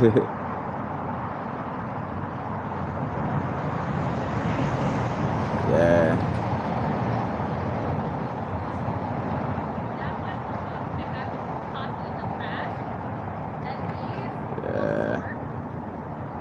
We will are running and extending around. We still have to take care of it.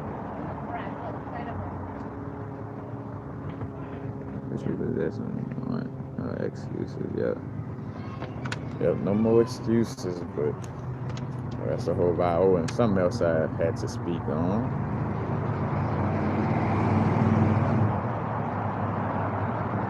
But I already spoke to that, we triggering. I spoke to this somewhat in the Libra full moon video already. Triggering each other's shadow self. Someone you are very close to may be asking you to be influenced by things that you don't really, want to deal with. But it's like basically like certain little tests and triggers, that's going on. Again, if I was entertaining the idea at one time, but I was entertaining it like it was somebody else vibe or something, and I was entertaining it, and I was entertaining it out of the lostness of thinking like, oh, I should be, you know, listen to what this person's saying more than what my inner guidance saying. Then it's going to create a situation that presents that influence in your realm, and you know, you may think like, what the fuck, the universe telling me that I should do this? It's like, no, you don't forget we are the universe. Like, it's just that whenever we allow for our ego to get in the way, then that's why we have these distorted messages. But like, you'll feel like say for instance, again, somebody presented a desk job to you, you know, and and you start to, like, you know, allow for them talking. That's another reason why you realize, bro, that we should never try to influence people or nor be influenced by others, you know, like in the sense of like nobody should ever be trying to talk you into something. Like, a person should present the information or whatever it is and allow for you with your free will to make a choice. It shouldn't be like no trying to push you or nudge you to you know, to do something. Like, that's always going to be like a parasitic slash demonic energy, you know, and demonic, for lack of a better word, you know, but an energy, you know, that's trying to sway you from out of your world, you know, your world, your swirl, or your Taurus field, you know, maintaining your vibe. But again, you might come across somebody that's like, hey, maybe you should take this job, and they find a lot of logical reasoning that sound good, and you know, like, no, maybe I should, and you start talking yourself into it, and mind you, the whole time, you know, that ain't what's lined up in your heart, but due to you being scared of like, well, you know, shit do seem like I might need a job or something, you know, so out of that fear, you go with the influence of somebody external, and then come around, you know, a little later, that desk job, you know, start to appear and present itself, and then you feeling like, wait, bro, like, why is the universe doing this to me? Like, because I really wanted to do this, you know. It's like, well, hey, then really do that. The universe is just giving you what you put out there. You were starting to be influenced by somebody else's ideas and thoughts and their little dream, so it started to manifest, you know what I'm saying? So it's necessarily playing tricks on you as much as you playing tricks on yourself, you know, by not, you know, and again, it's no good or bad thing. You just realizing different aspects as we grow, you know. We realizing again how our inner universe creates our external universe, and how, you know, mingling with different energies, you know, and interacting with each other, how we manifest things through our interactions, you know, and how to realize, because again, a lot of people in my energy field start to forget things sometimes, like how I do the videos and be like, bro, well, what was I just about to go with that? Like, when people be around me, they pick up on that energy. Why? You know, because that's from my energy field, and it's not my fault, you know what I'm saying?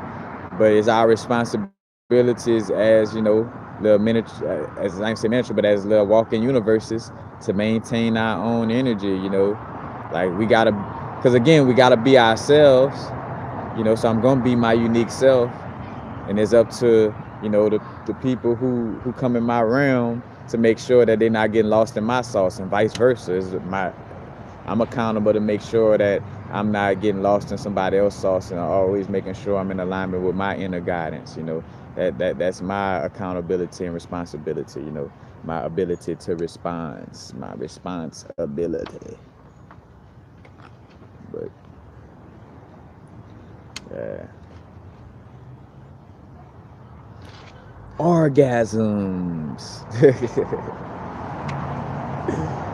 And matter of fact, starting from there too, like, I just posted something on my Instagram, you know, speaking to the aspect of like the strippers, and like they used to have like these little human zoos or whatever, and I posted about that. But you know, again, I had to put a little asterisk in my in the comments of it, because I'm like, hey, you know, I ain't saying that stripping, that whole little vibe with stripping and all that, exotic dancing, like there's a divine energy to that. Like, there's a Lilith slash, you know, that or some might say Mary Magdalene, but that Lilith energy,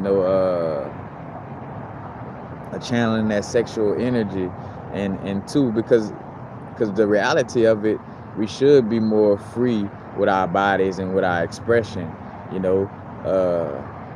But again, just not like what I was speaking to is just how the strip club, for the most part, it tarnishes that energy because it does objectify the queens. But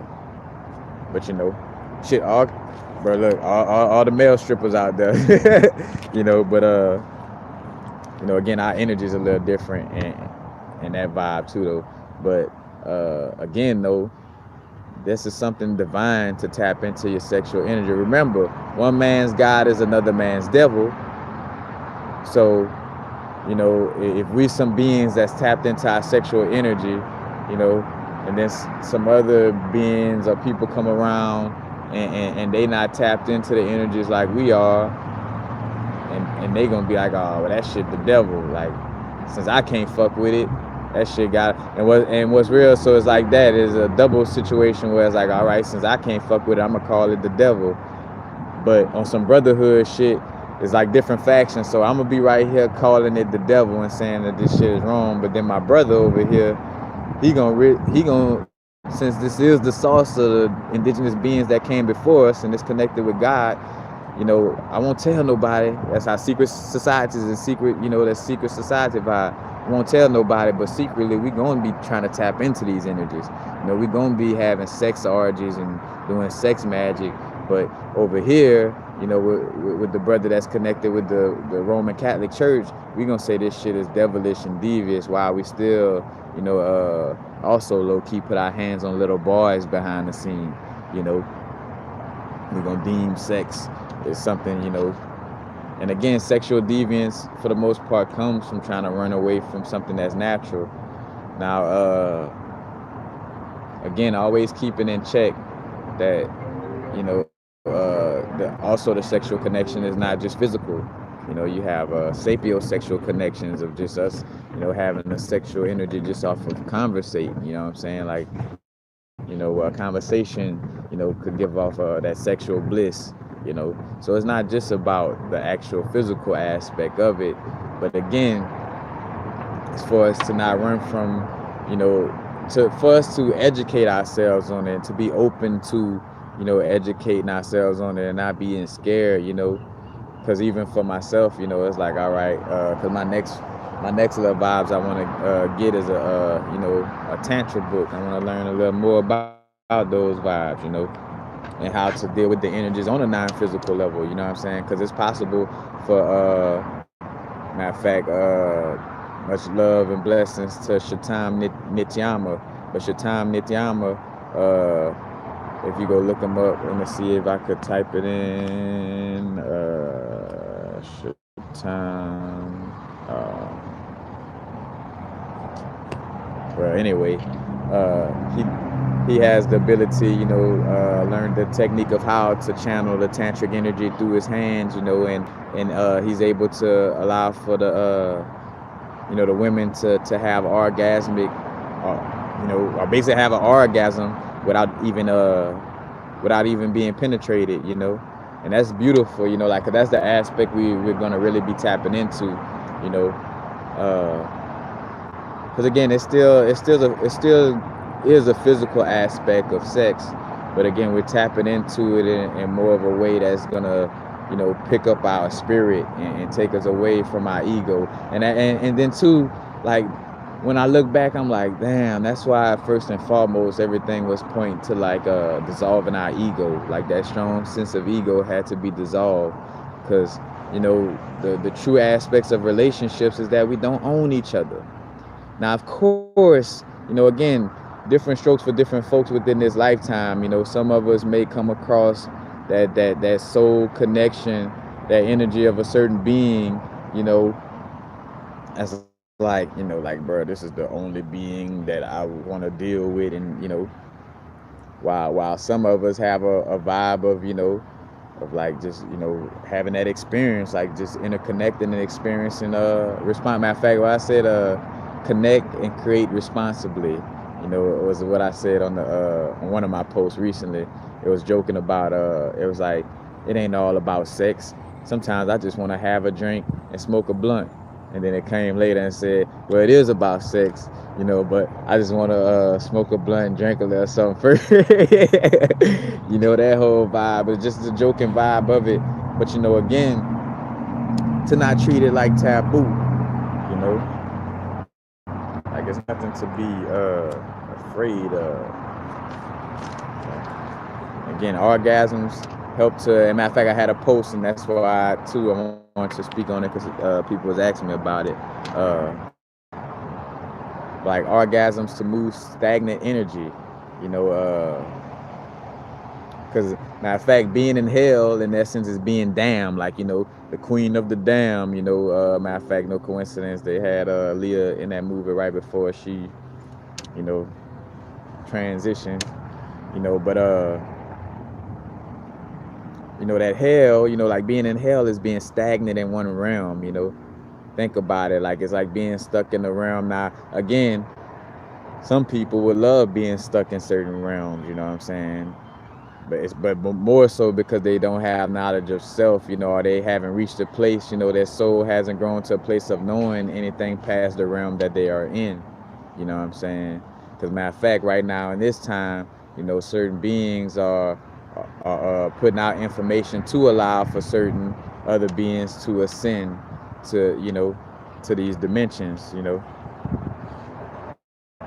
But if you don't know, if you don't, like, if your pineal isn't open and you don't know that there's an existence outside of this physical realm, then all you gonna do and know and deal with is things of this physical realm.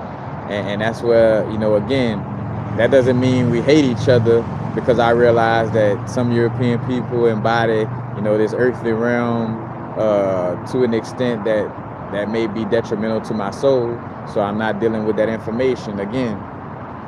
And knowing that, as you know, as an indigenous being, this information always been around. And again, as I'm saying all this, realize the bigger chess game and all of this, because I done spoke to this, you know. Of course, we talk about, you know, the different aspects of melanin and the carbon aspect and the body suits. But again, you know, souls like our ancestors strong enough to come down, or have a vibe of wanting to come down in any bodysuit. You know, when you think about a Nikola Tesla, you know, or you think about a writer like Gerald Massey, you know, both, you know, considered to be European white people, but, you know, tapped into those energies, you know what I'm saying? Like, so, you know, can't throw the baby out with the bathwater. You know, all melanated people ain't down for the cause, and all, you know, people who are lightly melanated aren't trying to, you know, not automatically, oh, they trying to fuck up everything automatically because they look like that. Like, you know, it is having, and that's why so much is about discernment right now and stepping into that heart place. Because again, all these aspects are true. Like, you know, like there's multiple layers of things that's going on. Like how people try to place it on this one vibe of like, you know, let's just not look at this. Nah. Again, when we tapping into speaking on these different aspects, we're not looking at it to separate ourselves, but we gotta acknowledge our individuality in some way, form, or fashion in order for us to, you know, to work well in a symbiotic relationship. We gotta see our uniqueness, you know, because if you over there trying to be me and I'm over there trying to be you, you know, that's gonna throw, again, if the heart trying to be the stomach and the stomach trying to be the heart, and the red blood cell trying to be the white blood cell trying to be the red, and the cells in the knee don't even know where they come from because they got amnesia. Nobody told them about their past, so they don't even know how to operate in the moment. You know what I'm saying? Like, you know, cells, bro. It's like cells in the body, you know. And it's a balance, you know, because again, people like to run to the extremist vibe. I don't see color. We're all one. No, we're not all one in that sense. Again, this part, the main reason to this experience, one of the main reasons is, you know, having experience of, individuality, and we're waking to, to get rid of the duality aspect, but still realizing, the balance in between, and the interconnectedness, or the importance of, those dual natures is what kind of allows for experience, you know. But again, it's not no one big glob of, we come from the no thing, and the no thing is quantumly connected to, everything. But it's not just one big glob. Oh, we just one big, oh, I don't see color. Well, then how you do Reiki work, or how you pick out your crystals and know what crystals to work with what chakras if you don't see color? If it was meant for you to ignore just whatever's negative, just ignore it and don't deal with it or touch it, then when you, say for instance, if you was to break your leg, and you be like, oh, I'm not gonna focus on that broken leg. I'm gonna just be positive and look the other way. I'm gonna just be positive and look the other way. And then, a couple days pass by, the wound getting worse, and then, if you keep on looking away, the next thing you know, you gotta cut off your leg, because again, on that vibe of like, oh, to be positive and to not look at anything that's negative, Well, here it is, your leg about to fall off. Same thing with shadow work. The reason why shadow exists is because of trying to run away from something that is, So you create a bigger shadow, and that's why on some reverse psychology shit, that's why that shit was smart. Kudos to the New Age movement with that bullshit of, like, oh yeah, just don't focus on it. Just, let's take acid and go to Grateful Dead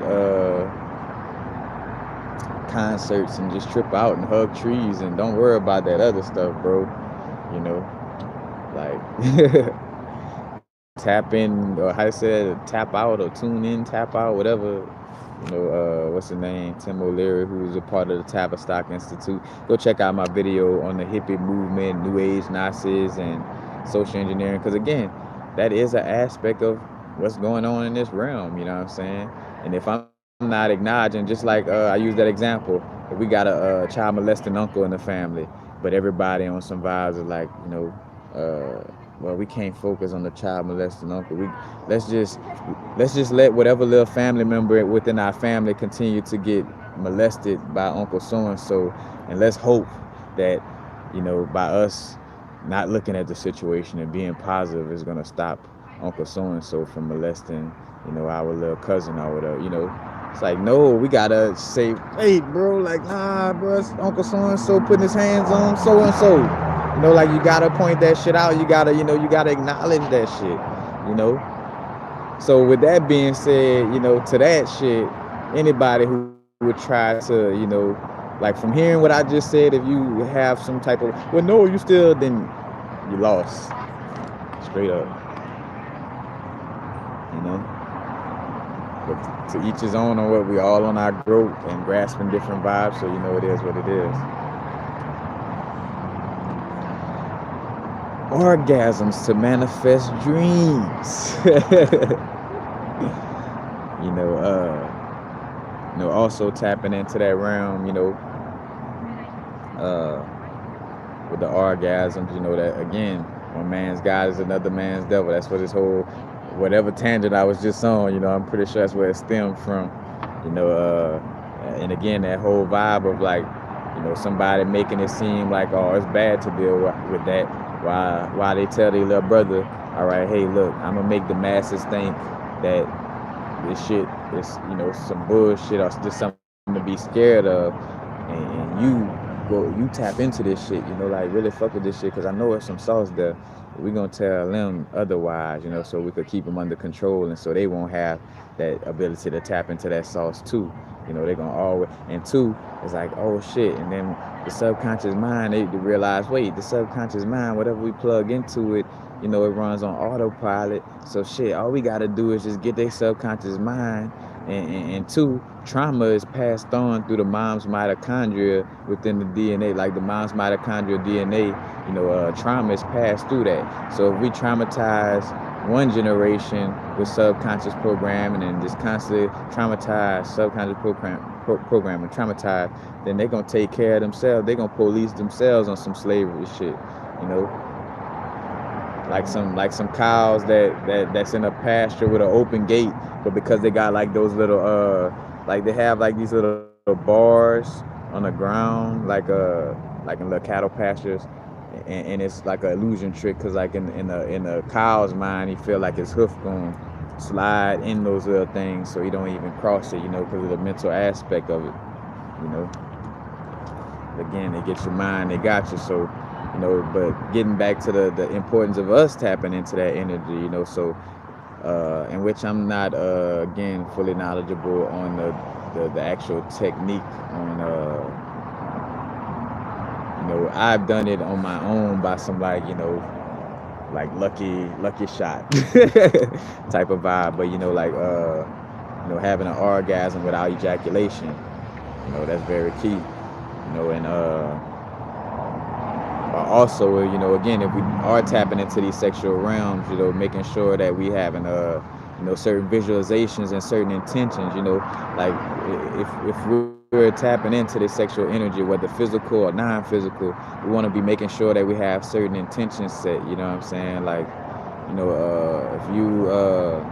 if connecting with a certain being, they got certain things that both of y'all trying to manifest. Speak on them things, sit down and talk about it, visualize it, and I don't know, like let's have a board meeting before sex, like, you know what I'm saying? But, having some type of vibe of putting it out there, you know what I'm saying? Again, with the thoughts and the visions. Matter of fact, and again, like having some type of thought or vision during the orgasm, like, that amplifies that energy tenfold, And again, like you think about the orgasm, the Kundalini energy rising. 'Cause I think about certain aspects of like that sexual bliss and DMT trips, like, that's a real thing. And another thing too, again, dissolving, uh, the ego. There is no ownership. Like, we don't own each other. Now, of course, again, like you might have a vibe of feeling a companionship, that should be there, from now on, cool. But, even with that, y'all don't own each other, though, it's just that companionship is strong, and y'all feel like y'all want to be together exclusively this whole lifetime, and, then go for it. But again, we are tapping into a place, again, one man's God is another man's devil. A lot of these rules and all these things we are dealing with comes from, Christianity, and I even caught the download of like, how much we were in a fallen place, even with the Christianity vibes, like with Ethiopia and things of this nature, like again, we was in a fallen, we was constantly falling from Lemuria and Atlantis, we were falling and knew we were falling. So, of course, these later concepts, that we may have created, may have had aspects that weren't beneficial for us. Because I do see that as some type of karma. Like, basically, like, I feel like, so say, for instance, like, with the Christian vibes and all this, I feel like the universe, like, all right, you don't want to embrace, that divine chaotic energy that you come from. You want to embrace, these other little made up little aspects or whatever the case may be. I got you. I'm gonna show you. You know, I'm gonna make your country have to deal with being taken over. Like, as far as like Ethiopia, things of this nature. Like, there's a lot of karmic things, and this is another thing too. Not being all stiff, because that's dogmatic. You're like, if right now you're feeling like, oh, don't speak on Ethiopia or Selassie or like, even if you're making logical sense and bringing in facts to the situation, or you speaking, like, don't, like, if you got that type of vibe, again, you dogmatic, it's like a dogmatism. Like, we're here to explore all the aspects of our being and realize what's really going on here. So that means questioning, any and all things, you know what I'm saying? That don't mean questioning everything on some just to question everything on some I don't want to believe nothing type of shit. But but definitely, again, just constantly realizing You know, it's about us constantly learning, and that certain information or certain ideas that we once thought was something to hold on to might be something to let go, you know. So it's just that whole aspect. And see, I always just the full. But again, so I talked about, you know, the orgasms to move stagnant energy, because you know, you know, that water flow. Whenever we get into that vibe, you know, that energy flowing through the nadis and meridians, that's causing, you know, energy to, like, those certain blockages that you might have had in certain chakras are being released, you know, through that blissful feeling of that orgasm. You know, and again, you could also get this orgasmic feeling through, you know, the kundalini stimulation, because in a lot of cases, you know, again, the kundalini may be activated, you know, but we just have to stimulate it and really wake it up, you know, because again, they tell it to us as if it's such a hard task and you got to, like, just do all this, and matter of fact, it may not even happen in this lifetime. You may not even, you know, like, try to make it seem like it's so difficult, you know, when it's not, you know. But definitely tapping into that energy. Uh, Again, having the thoughts and visions, you know. So when you are tapping into that realm, you know, it has you know, it has some type of benefit to, you know, to what you're dealing with and doing.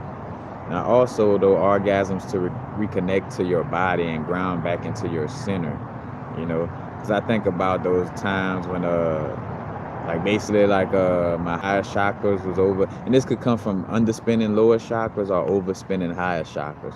You know, I was dealing with a little bit of both at one time, but, like, you know, during my celibacy, you know, kind of constantly always kind of shifting to be in a cloud. And I think about so many situations that, you know, not say so many like that, but just certain situations that presented themselves where I'm like, you know, like, the universe was, you know, trying to show me that I probably should be having sex, you know, in this situation, or with this being in this situation, not just all the time, but just more so, like, you know, with certain situations where I'm like, and basically what the universe showed me, like, bro, you too far in your head and in your higher chakras, you know, like, you don't, and two, like, that's that vibe, like, when, you know, that vibe, that's why fire agate is such a great crystal, and there's no coincidence that fire agate also deals with the sacral chakra, or the sexual energy, but it's a great crystal for making you feel at home in your body, you know. Now is the vibrate. Right now we're in bodysuits, you know. Pissing and shitting is a part of this bodysuit. Having sex is a part of this bodysuit. Like, you know, there's natural, you know, hormones and energies that come with the bodysuit. You know, just like it's certain spark plugs and certain hoses and certain, you know, technologies and energies that go into a vehicle, you know, that we drive. You know what I'm saying? Like, the same vibe. You know, but again, when I was in that vibe of just like, oh, in those high chakras, and I like, you know, I was oblivious to, you know, sexual energies, and, you know, and again, like, with women being able to feel that energy more strongly than men, as far as, like, just picking up on the vibes of, like, oh shit, like, this brethren all in his high chakras, like, he ain't, you know, like, you know, you're not even embodying your nature of your you know, your body, you know what I'm saying? So with having an orgasm, tapping into that sexual energy, you know, it helps for us to be more present and grounded within the body, you know what I'm saying? And again, everything is with balance, you know. We're not trying to be overly sexual on a physical level, you know. We are learning how to tap into this on a more energetic level. But again, ain't nothing wrong with it on a physical level, as long as we're not letting our relationships turn to where we just bumping bodysuits.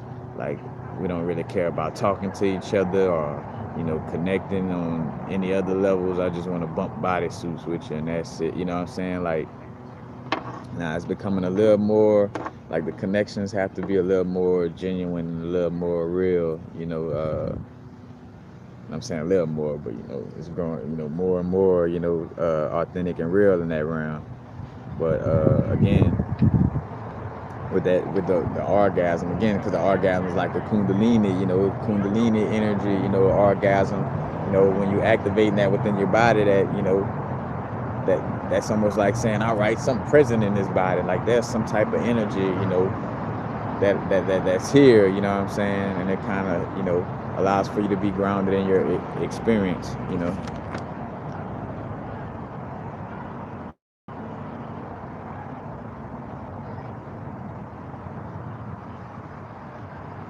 I'm trying to look at what y'all talking about up in here.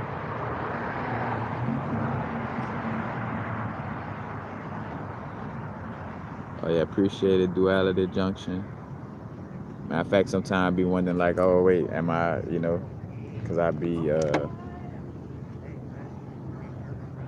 kind of going with a certain flow of being like a little, again, having to stop and take a little look.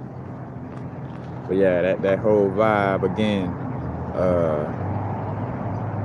we had this feeling like this world is not my home. This world is not my home. As above, so below. This body is not my home. This body is not my home. I'm the no thing. I shouldn't be in this body. Forgetting and not realizing that, hey, it's part of the experience you asked for, and it's not no hell. The only thing that makes this experience seem like a hell is because you keep forgetting who you are, so you keep getting washed in the world. You keep getting washed in the whirlpool. You know what I'm saying? You're getting lost in the sauce of the spin of this realm or this shock or this torus field. So you're constantly coming back to this realm. So it's gonna seem like hell, or you being dammed up, like like a dam. Like the Hoover Dam dams up water, dams up the flow. You know what I'm saying? And when the flow is dammed up, you could be like in a little hellacious state. Like and that goes again directly correlating to our chakras and nadis and meridians. When the nadis, meridians, or chakras are dammed up, you go through a certain little hellacious vibe to make you aware that those energies are dammed up and that you need to raise that dam off of it, so you could allow for those energies to flow and circulate. So again, as a matter of fact, I got like a little note: spaced out and celibate. Like I wrote those two words because they had me like thinking about my little vibe, like where I was like spaced out and celibate. Like, oh no, don't have sex. It's all about just meditation, and again, like seeing where it's a balance. Of course, we're gonna take it to a more energetic level, and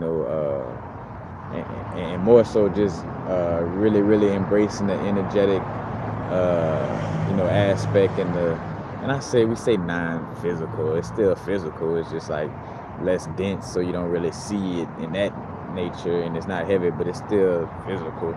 But tapping into it again on the quote unquote non-physical aspect, as well as physical. But yeah, I was spaced out and celibate, you know what I'm saying? Like, and the universe kept showing me like, all right, you a little bit too far off, you know what I'm saying? Because here it was, I was feeling kind of some type of little vibe, or I ain't gonna say depression, but to some extent where it started to seep in like of like, all right, you being too extreme. Like you do want to connect with a queen, on some level, some level, form, or fashion, but and you start to see too how the constructs of your subconscious shape your situation.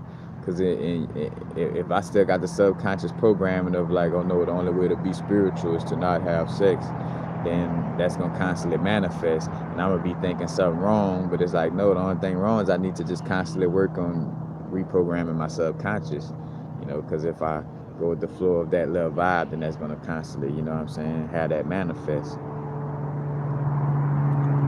But, we definitely connecting. Like right now, dealing with relationships, a lot of us are like, all right, hey, I might want to deal with a polygamous relationship, I might want to have an open relationship. Like we starting to realize, as a matter of fact, again, we looking at relationships on all levels, Matter of fact, relationship with our mind, body, and soul, But, definitely,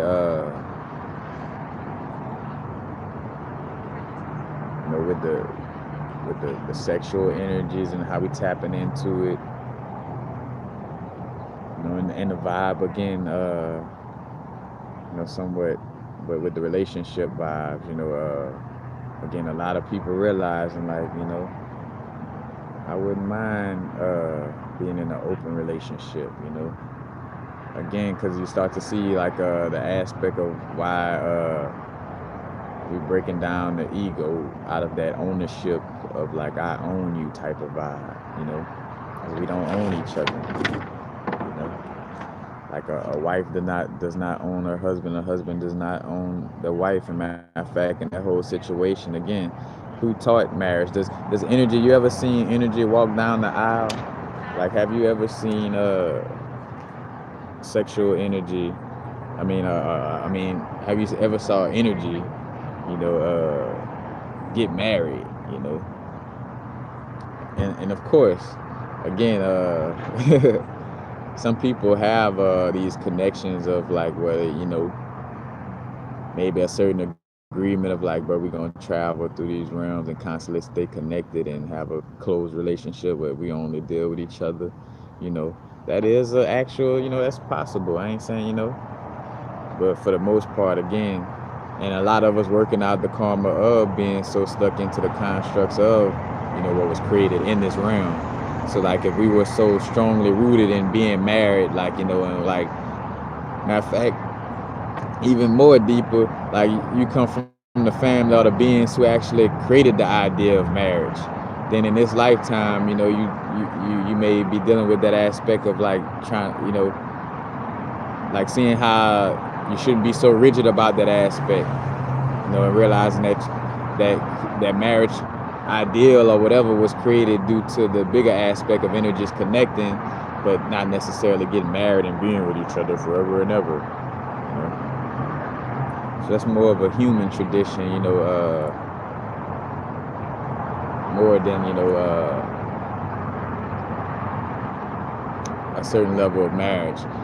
Because again, you could look at say for instance, marriage is almost like the representation of the divine union between the feminine and masculine, but then within that, you have multiple microcosms and different layers, under that unique whole marriage. You got like certain aspects of the feminine energy want to deal with certain aspects of masculine energy, you know what I'm saying? But also, matter of fact, shout out to my brethren Emmanuel Lewis on Instagram. We was talking one day and talked about a conscious alpha, still maintaining that masculinity and that alpha vibe, but while still being in alignment with the the spiritual, again, spiritual vibe, but being in alignment with higher self and that vibe. It's just a certain level of expressing ourselves, genuinely, like really speaking from that heart space, and it's a constant check down, for some of us more than others, as far as like, and speaking from the masculine aspect of like, like how do we step to, a queen, and from my experiences, for me, it was all synchronicity, like, it never necessarily like you never like I never had to game myself for any situation. Like it just flowed, like the queen may have displayed some type of attraction energy, so it was like obvious that all right, this queen is kind of hint hint wink winking, so I should speak up, and say like, hey, maybe we should connect, you know what I'm saying? Like it isn't any vibe of like, oh, how I gotta be like, so hey, how you doing today, queen? And all that old fake,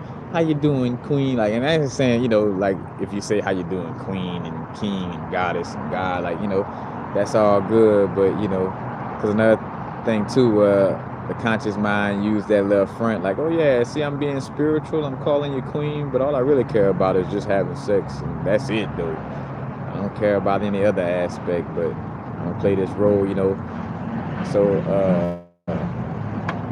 with that vibe, just constantly being aware of not lying to ourselves with the way we deal with people, on that level. But again, having that masculine energy, is key. Again, for those, for those who it may apply to. But You know, that that's our whole attraction. Like the reason why I'm attracted to the queens is because she has hips and certain little Taurus feels on her body that I don't have, and that's what attracts me to it. It's her magnetism to my electricity. You know what I'm saying, and vice versa. You know, and to each his own. Like say for instance, even within the aspect of like the bisexual whatever little vibes. It's like still a masculine feminine dynamic even within people of the quote unquote same sex coming together. It still shows that there has to be some masculine and feminine trade-off within that relationship. Some one of the beings are going to be more feminine and the other being is going to be more masculine. But again, that whole aspect, like like a woman is more magnetic and and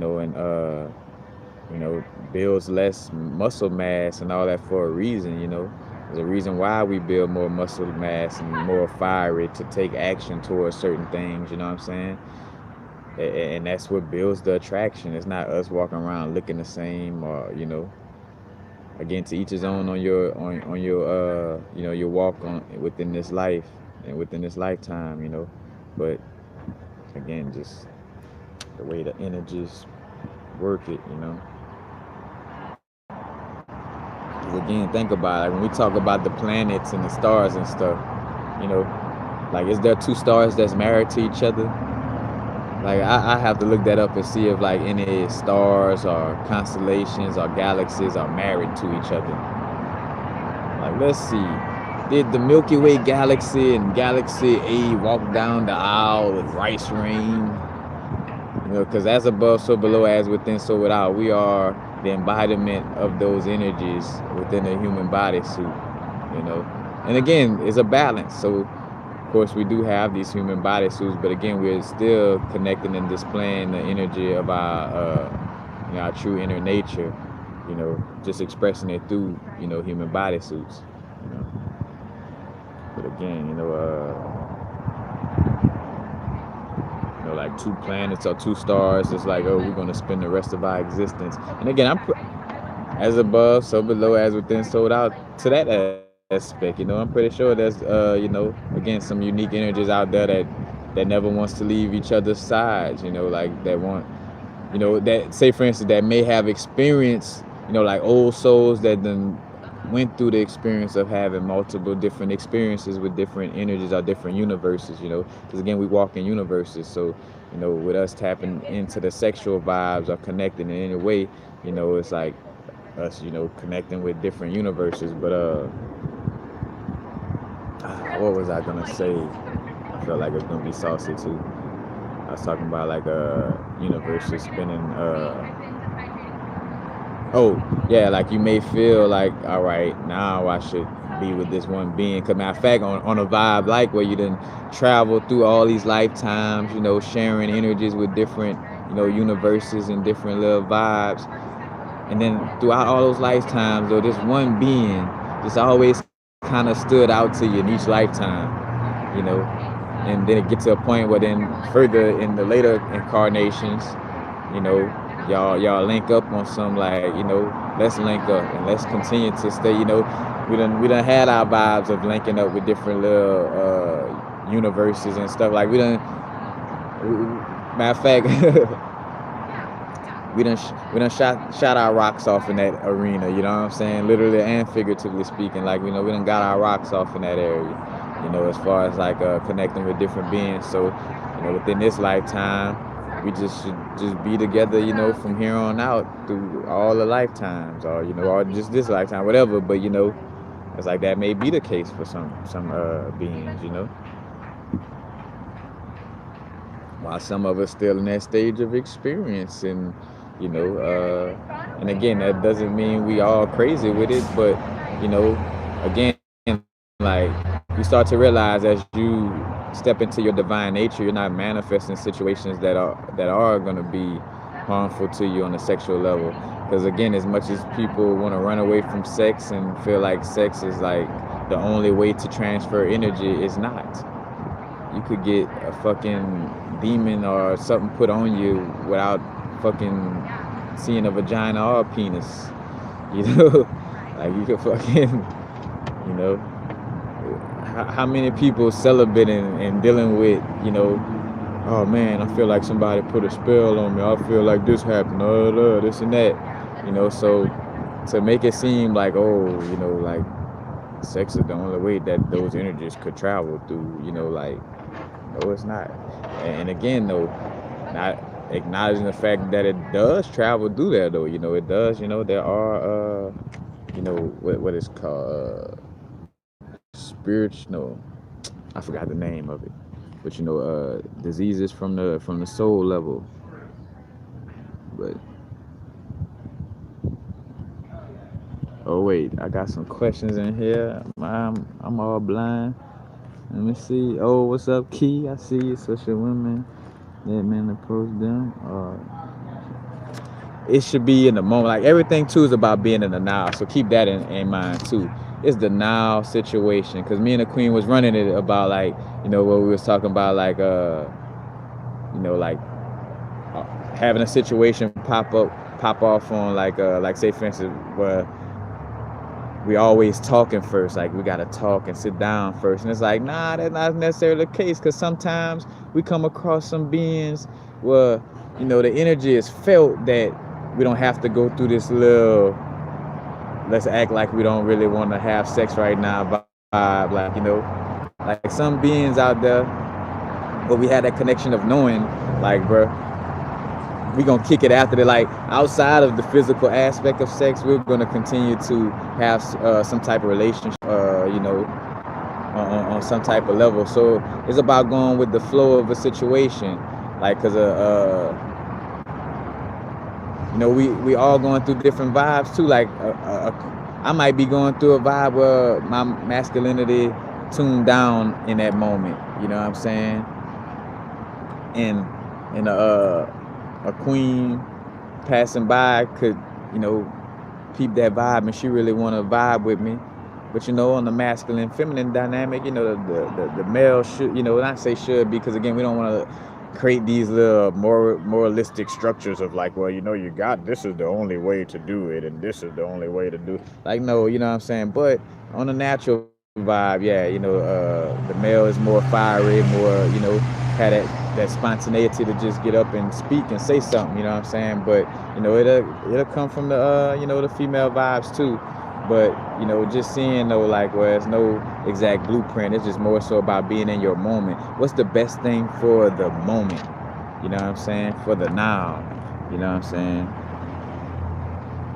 So, you know, because in that moment, like as a queen, you know, the brethren, like you done had dreams about this brethren and y'all done connected and all this, but he might be in a state where he don't really see it and get it.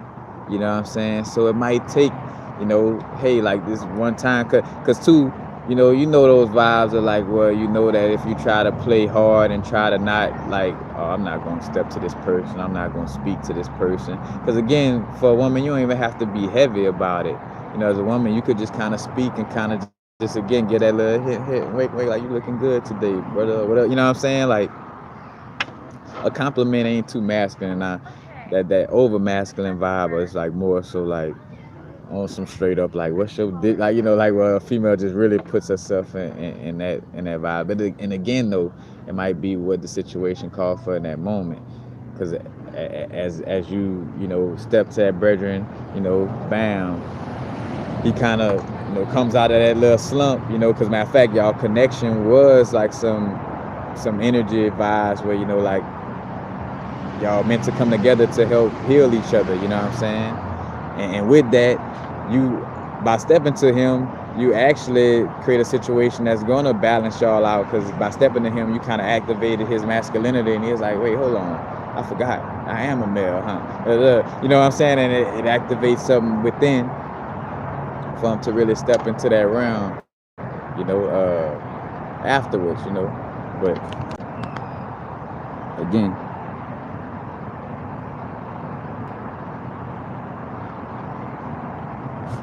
you know, that whole vibe, of like trying to blueprint every aspect of what we're doing. Again, we are divine. We come from the divine chaos. We are, from the triple darkness. You know what I'm saying? That has a certain level of unstructuredness to it. Now, of course, we're learning about certain aspects of structure and logic, but that doesn't overrun our being. We are tapped in on a more intuitive level. What are orgasms for? Great question. For the most part, because an orgasm, and orgasms don't seem like they're necessarily for something as much as I would say it's like a result of something. Just kind of like when you think about when they talk about the Big Bang, and like when the egg touches the sperm, it's like like it's like a blissful moment due to some type of connection. And again, I'm doing this on the fly. I'm not the expert as far as book reading or I'm just going with the flow of my inner knowledge on this. So sorry, not sorry if I say something that don't align with some book you read or whatever. But again, that orgasmic energy, and let's just run it down on different vibes. When we having orgasms is a blissful energy. It amplifies things when we are in that orgasmic state. As a matter of fact, you could also use everybody might not have no way to use an orgasm, but like orgasms for like strengthening your sigils. Because as you make out your sigil, you gotta have like while staring at it, you gotta create a blissful moment. And I spoke to like say for instance stretching very hardly, and then coming out of that stretch while you're looking at your sigil, because when you come out of stretch, it's like, man, it kind of got like a little relief, and it's a small level of bliss, but it's creating that bliss.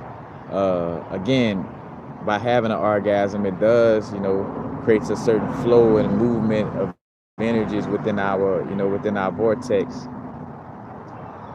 But as far as like just a straight up like little one purpose, or like just to have an explanation for it, on that level, because a lot of things within this realm, and not speaking because of course they got aspects of us learning about this, but certain aspects too, but just certain things that I say can't be broken down into human words, but it just may be very difficult in some aspects where it don't serve as a purpose to to be like well, why we could ask that about a whole bunch of things, and I ain't saying that about this question, but just I'm running it as I go, but because again, that is a great ass question. That's why I'm sitting here like really trying to not trying to really tapping into speaking on this. But I would say again, like I think about the Kundalini, like it's like an activation, like when we have orgasms, our torus field. So say for instance the golden mean ratio, the spin on our torus field, I wonder if they got something in here on it.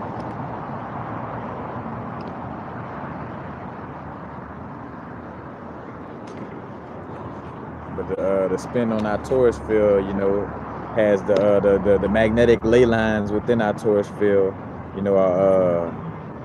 are moving in the golden mean ratio, and when we have orgasms or these blissful states of being, that puts our auric field or our torus field, the magnetic lines in our torus field start to move in that golden mean ratio even more. So, with an orgasm too, like as you're having that orgasm, that would create bliss in your energy field, and that bliss could spread to others as well. And I ain't saying orgasms are to spread love to others, because somebody could have their own orgasm, but but it's just a blissful experience, nonetheless, for what I could get.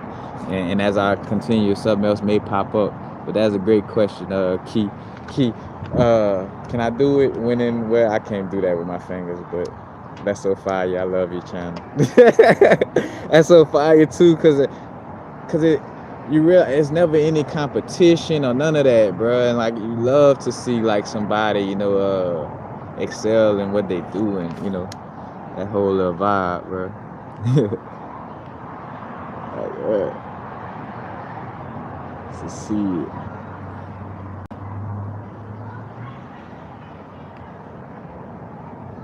Yeah, orgasm are like mini deaths in a sense.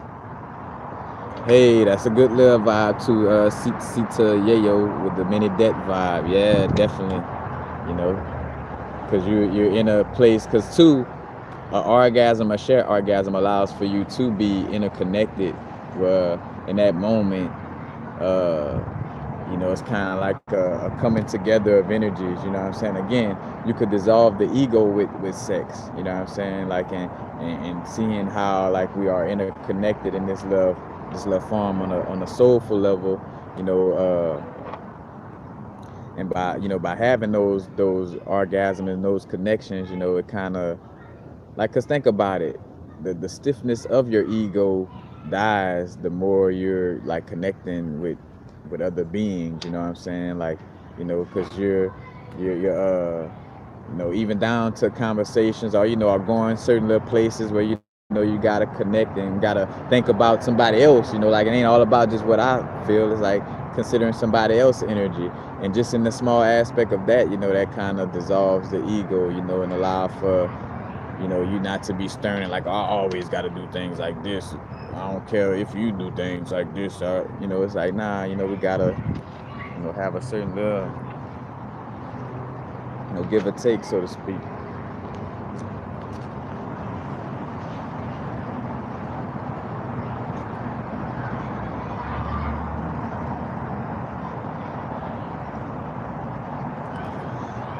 Yeah, I mean, it's multiple levels, but yeah, it could, again, having that essence of sparking something within us, because it is a reminder, like from DMT trick to remember too. The blissful experience of releasing DMT. We release it during lucid dreaming, through near death experience and death. Death. You know, but and that's why too, when having DMT experiences, it feel like you're quote unquote going through the afterlife in some way, form, or fashion, because you experiencing what's released whenever you transition from this realm. So you're gonna tap into those energies, but yeah, that what I was gonna speak on, yeah, with the orgasm, having some type of vibe of bliss and well-being. Think about when we done went somewhere and we done been like, but that person needs to get laid. This motherfucker needs some dick. This motherfucker needs some pussy. Like, you can feel that, what I'm saying? It's like an uptightness, like, I don't know, it's a certain type of vibe that where you could just feel like again, like there's certain blockages, and that we talking about again being dammed up in blockages. When you have like that bliss and this energy moving through your nadis and meridians, that kind of cleanse out energetic blockages. So I would say that too. Like orgasms will help to clear out blockages. If it had a purpose in some way, form, or fashion, I definitely say that could be a purpose. It's clearing out a blockage on that level. Okay, I'll be right back. But yeah, clearing out a blockage.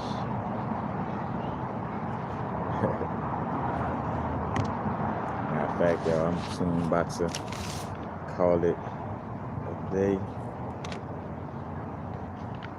fact, connecting with the soul family. That's what a lot of us doing right now. Some relationship vibes too, connecting with the quote unquote, what we like to say, I don't tribe, but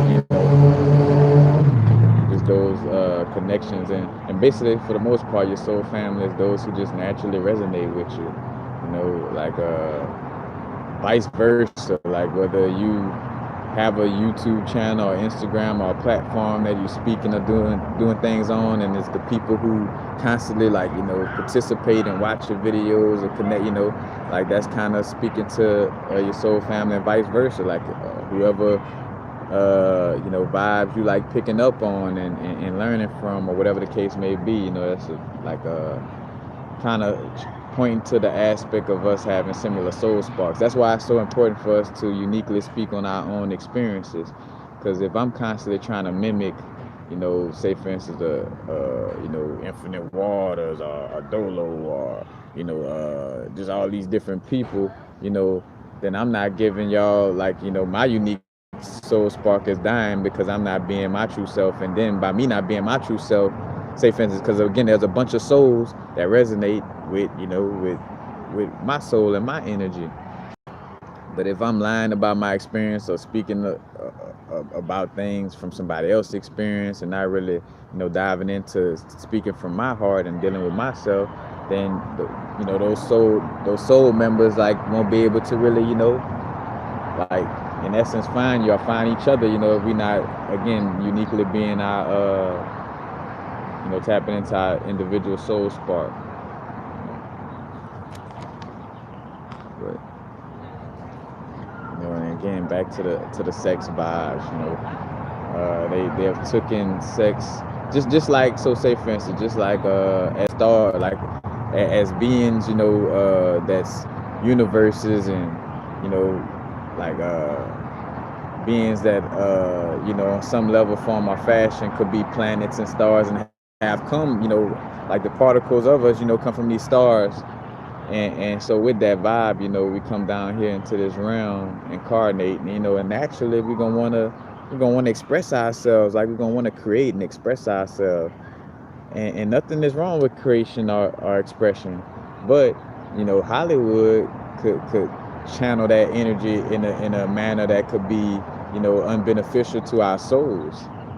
So again, nothing is wrong with somebody being an actor and wanting to, express themselves or being an entertainer in music and things of this nature. But it's when the mainstream, whether it's Hollywood or certain record labels, get a hold to it, they channel it in a deviant manner. Same thing like what I spoke on a little bit earlier with the strip club vibe. It's like ain't nothing wrong with a woman being naked or getting naked, and none of us being naked for that part. That's the whole reason why sexual deviance exists in America, is because they took us out of our indigenous way of being. Like, but again, I don't want to go off too far, but again, with the strip club vibes, all that, like, ain't nothing wrong with those queens stripping, but it's just, more I say, like, ain't nothing wrong with the aspect of, taking off your clothes and tapping into that sexual energy and being free, like, like that's something that we should be doing. But again, the mainstream society have created, again, the strip club vibe to place it in a way, form, and fashion that is not healthy to our soul, and to because again, here it is, it's just constantly promoting men to objectify women like she ain't nothing but a piece of little thing that I could throw money to, as the aspect of it that becomes unhealthy. I ain't talking about like a queen being naked and comfortable with her body and dancing and moving like the universe that she is. That's beautiful. Ain't nothing wrong with that. And two, that's more so us being sexually deviant, from a man point of view. If you like look at it like, oh no, but I can't just watch that and not. Well, that's because they done made us so sexually deviant that you can't, like, bro, if you can't allow for a woman to be naked around you without like feeling like you gotta put your hands on her, bro, that's a problem. Straight up, like that is a fucking problem.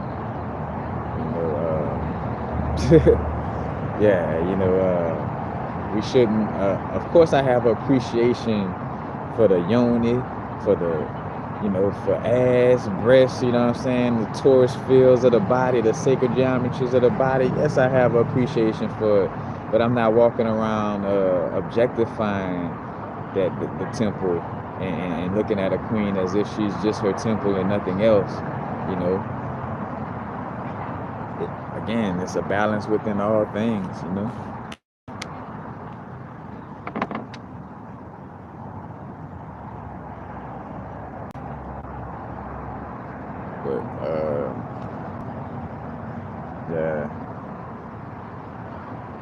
I'm sorry, I did my tarot read already. I don't know if I put the card back or not, but the card I pulled was Queen of Cups. Tapping into, you know, forgot, like letting that mother like energy, like tapping into uh, the intuitive flow with manifestation, and that's more so for today. You know, it's like with me, like I step into the intuitive flow, like I'm gonna do this video. I didn't question, I didn't overthink about it. And I'm like, whoop, sit down, live, happy now, let's go.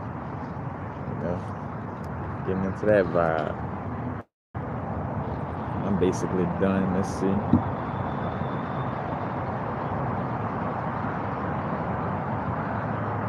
Let's see. There can be.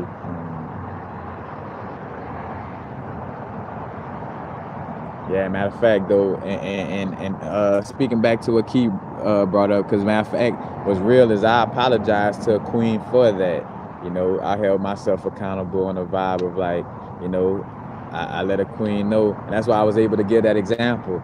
But I had to let a queen know, like, apologies for me, like being in a little mode of not displaying my masculinity strongly. You know what I'm saying? Well, that it did take a situation for you to kind of express yourself to me, because again, nothing was wrong with it, and she didn't come on no overly like masculine vibe, but it's just, again, just that awareness and accountability. You know what I'm saying? I should be standing more in my masculinity, because again, it shouldn't be up to a female to chase down a male. Like yeah, that's when it's getting out of hand. Like if you damn near chasing down the man, and he playing that super magnetic role, because again, I'm naturally magnetic. I can't help my magnetism. Like I have a let things come to me type of vibe. You know what I'm saying? Like maybe that has to do with the Capricorn energy, my sun sign Capricorn energy, having magnetism, or it could be from just being a primordial being. Like when you're strongly from that primordial darkness, you're gonna kind of embody a little more of a magnetism about you, because you're coming from that triple darkness, from that feminine energy, so it's gonna still kind of, masculinity is there, but that feminine energy kind of permeates through your being a little more, because that's kind of like, there's no such thing as the original, but like that elder primordial energy.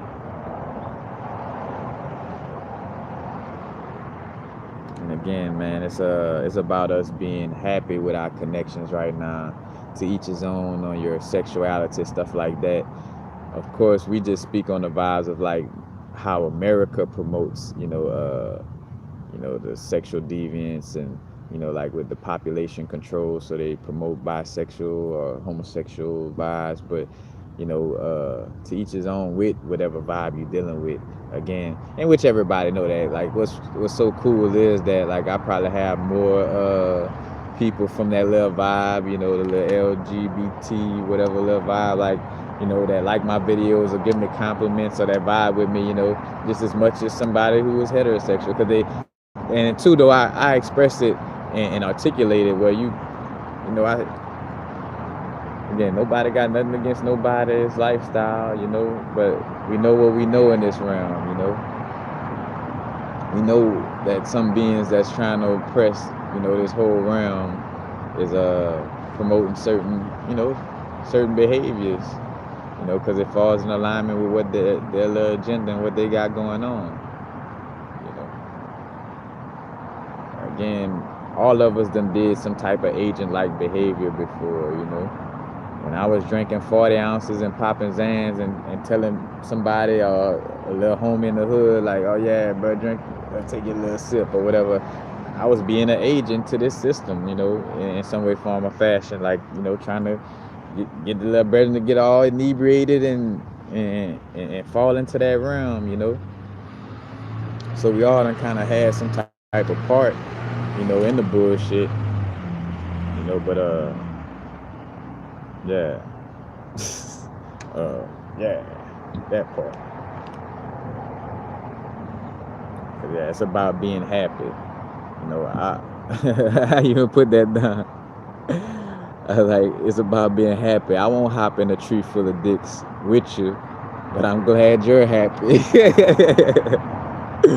You know what I'm saying? Like, look, you know, that ain't my cup of tea.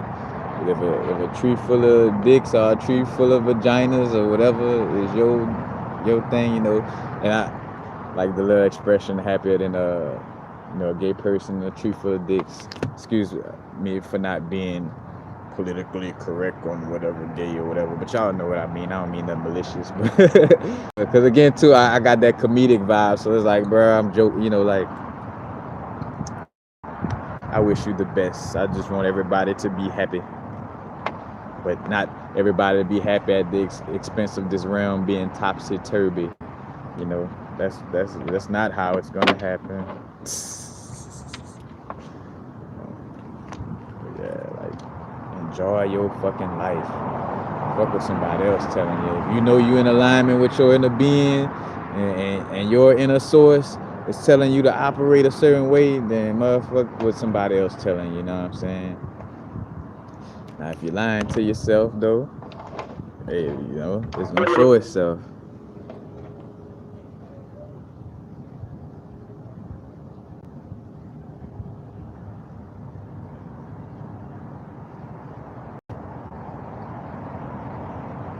Yeah, CTAO. Yeah, I mean, you know, again, and look at that. That's why I spoke on the Rastafari vibe, because Rastafari, you know, the Christian vibes, completely like they don't talk about sex at all. Like I ain't gonna say they don't talk about, but you know, it's you know, it's just not tapped into that realm. You know, and I think about a Marie Laveau and that magic and how her daughter kind of had like the little vibe with the sexual magic and things of this nature. You know, like that's and again, one man's God is another man's devil. So when you come along and you see these fucking beings, you know, like not only physically having sex but non-physically having sex and creating things and being extremely powerful with this magic, you know, and I can't tap into it. Oh man, them motherfuckers the devil, and we gotta create a world where they the fucking devil, and that shit they doing is the devil, and we program everybody to be on that vibe so we could eliminate that shit, because we can't have these niggas walking around on that type of fucking vibe, you know what I'm saying? So we gotta sexually frustrate them, we gotta fucking stress them out through the slave vibes and all that, you know what I'm saying? And again though, always remember too though, is what goes around come around. Karma, cause and effect. Before there had to be a white devil, there was a black devil, and I'm just saying white and black for lack of a better word. So before somebody had to be enslaved 400 years, you know, those slaves had to do something to some people, you know, that was something like slavery, you know. Like you think about if you throw your child in the trash can, you know, aka you might, you know, put some beans in a little area in the mountains, you know, or in a cave or some cold places or whatever, you know. Like if I leave my baby in the dumpster, you know, due to like, oh, my baby looked kind of strange, or I did some shit and this baby came out and it's like, put it to the side. You know, you can't do something like that and expect for that baby to come back to you like that baby grew up and be like, oh, hey, mom, thank you for throwing me in the garbage can. Like, nah, you know. Like, matter of fact, Eddie Griffin made a joke about that shit, like with the slavery vibes. I'm like, mom, dad, you're getting on this fucking slave ship and you're taking your ass, you know what I'm saying, like for abandoning me and leaving me, you know what I'm saying, on some type of vibe, motherfucker. I'm gonna whip your ass and enslave you. And slick side admire you while I do it, because I know you are my parents and have that sauce. You know, because again, it's not about us getting lost in the bodysuit vibes, but it is what it is, you know, as far as the existence within this plane, you know, or what's going on within this the existence in this plane or this realm of reality, you know. Only a melanated woman could produce an albino, you know, but nobody else, like, you know, like produce, like, you know, again, all different, you know, aspects of ethnicities or whatever, you know, that's only reserved for the, you know, the melanated, indigenous melanated woman. But again, does that mean like, oh, so hold yourself more superior than no? It's just acknowledging what's going the fuck on. You know what I'm saying? Like, cause I'd be lying to myself if I'm not acknowledging what the fuck is going on. A rainbow fly across the sky, and it's like I don't see that rainbow, cause something said to not see color. So even though I see this rainbow, obviously I don't see that rainbow. You know, and what do we call people who try to act like they don't see things, you know, that's obviously in their face? You know, we call them crazy, all this, but except for with the new age movement, like, oh no, that's how you're supposed to do it, is not see color and everybody's all one, and it's like it's deeper than, you know, just that aspect. You know, that's why it's so important, like why I do videos this long. You know, people ask me, man, that's why I don't never like, bruh, you like whenever you go to that place of like, you know, like let me check out, even though I only could watch this 20-minute video or whatever, let me sit down and watch one of these 2 hour, 1 hour long videos, and you see why I sit down and explain all this shit. You know what I'm saying? Because when you just say one thing, like, oh well, we all just one, you know, you got to go a little deeper than that. You know what I'm saying? Like, one in which way? You know what I'm saying? Like how? Like, you know, like tapping into these realms a little deeper.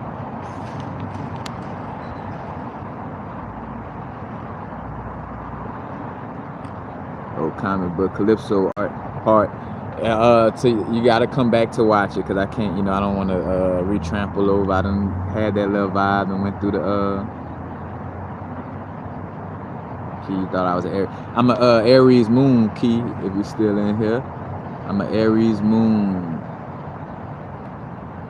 Hey, thank you for bringing that up right quick, Baphomet 33.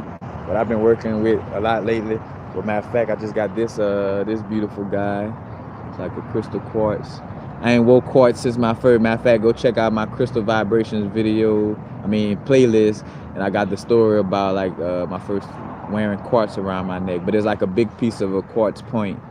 And like somebody walked up to me and tapped it, and I basically like blacked out on my feet. So I never, like, almost been running. I ain't never wore quartz since. So it's like my first little quartz piece. But it's all amplifying that vibration of that Merkaba and that seed of life. You know, just the geometry itself. And I also got my natural piece of hematite. Got a piece of ruby and orange kyanite.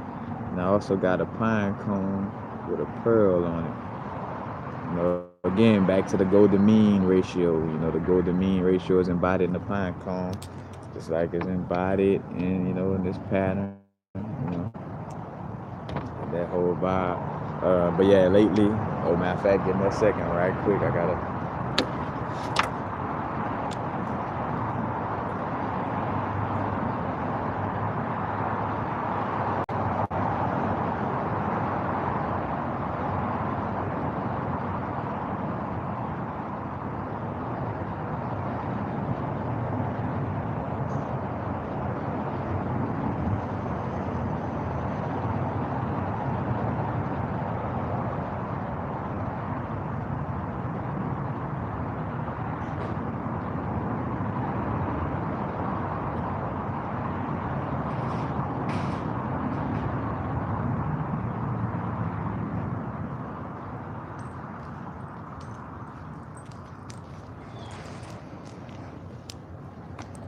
Hey. All right.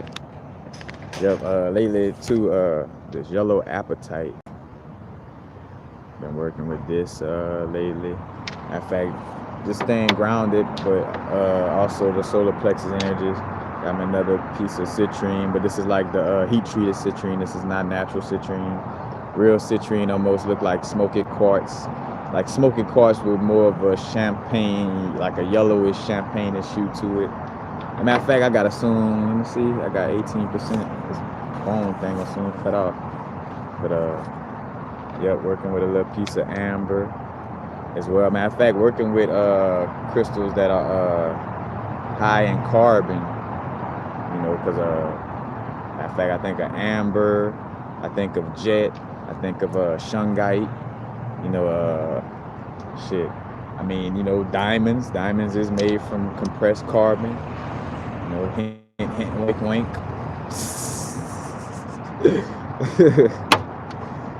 you're a racist for saying that carbon makes diamond. Uh, you're singling out people and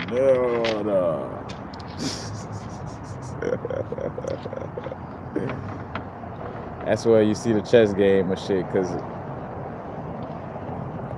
speaking on information is not saying you hate anybody. Like, you know, obviously look at the way the KKK people handle it. When you hate somebody on that level, you're gonna preach it and say it. I hate you. You know what I'm saying?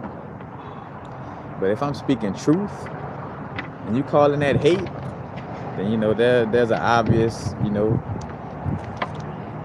obvious to see what's going on right there. Working with that black obsidian. I started working with this today though, and well, no, today is what, Thursday or Friday? Because I normally work with obsidian on Wednesday because it has that prophetic, magical energy to it. Also good for psychic protection. Got my shungite triangle. Triangle going up to represent fire and air. Triangle going down to represent air water and earth. Excuse me. And it also kind of pointed down to represent the yoni. Pointed down represent the yoni. And again, there's some sauce. Again, Rastafari. Holding the hands downward. Like a yoni, the downward triangle. The earth and the water aspects. When you think about the earth, they call Mother Earth. You think about water. That water flow. It's connected with the feminine flow. The female got that wet, that water. You know what I'm saying? Like everything associated with water. That connection with the feminine energy. And again, there's no coincidence that there's a connection to lions, and lions are put as gargoyles or like statues of guardians to gateways. You know what I'm saying? And a gateway is basically like a yoni, like a vagina. So there is some sauce to, again, with the Rastafari energy. It's just been taken to a dogmatic place. Like if Rastafari brethren, and sistren would step into that occult realm a little much more stronger, it would be way more powerful. Like of a connection. Again, all these different vibes anyway, just different conscious experiences.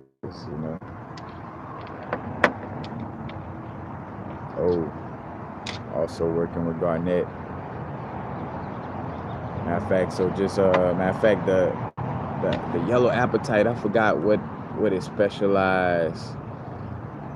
Like, but it's like helping you have like this joyous, and like when you're going through your growth and going through the difficult aspects of your spiritual awakening, it helps to give you that, to keep that creativity and that joyful vibe within. As a matter of fact, yellow or gold apatite is said to be one of the only few crystals. I say one of the few, but it strongly has that yellow ray color, meaning it embodies that yellow, that strong yellow or golden ray, like on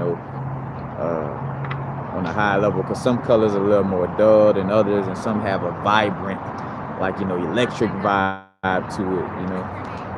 So that'd be like a little different. Yeah, that's the crystals I'm working with now. Matter of fact, and I can't forget. Can't forget those too. I'm working with so I got a wrap. I don't know if I could pull it out. I gotta pull out the whole kit and caboodle.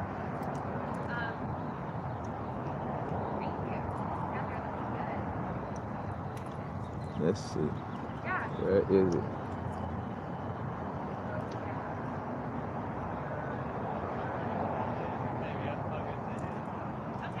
Here we go. I got my moldavite hanging on here, a small piece. This small piece of moldavite. Got my petalite and my dambarite, and I also got lodestone though.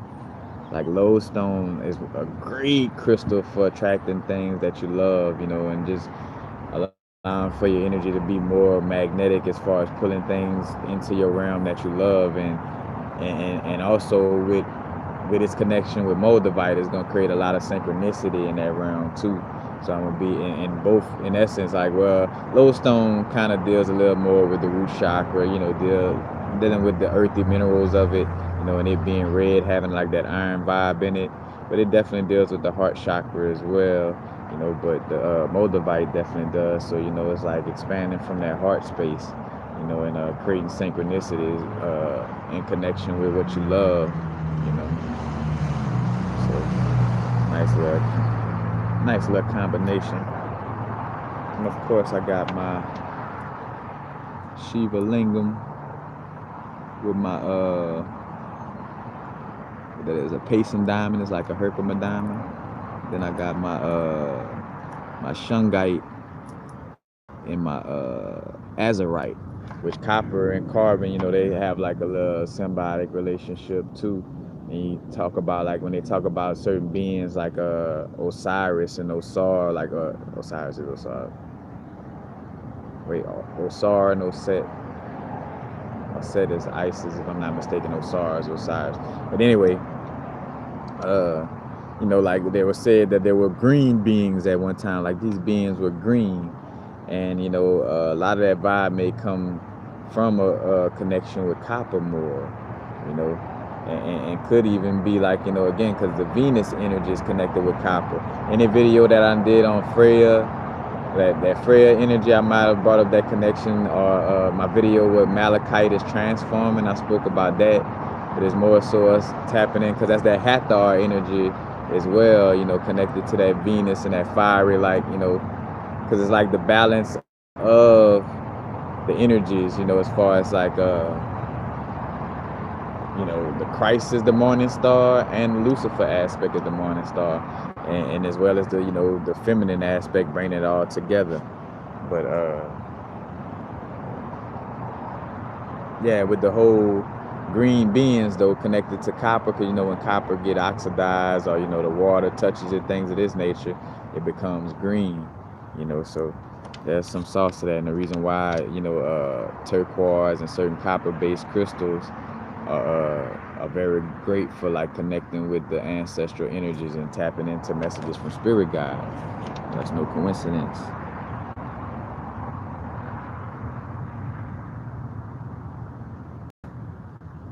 But yeah, I'm about to go.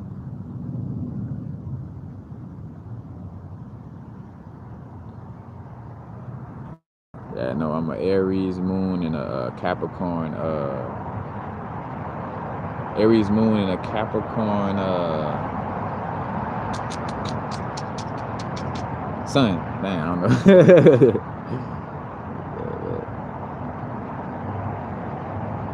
Hey, what's up, Mr. West?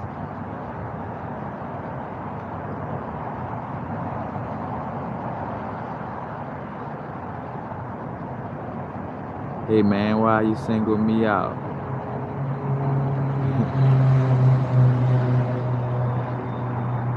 Empresses have more balance.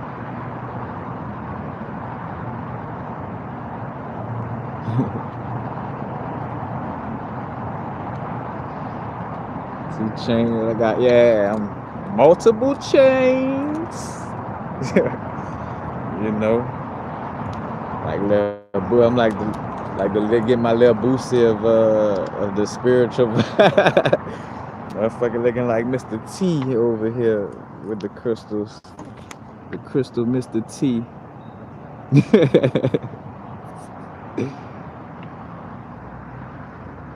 A good choice to heal the sacral chakra.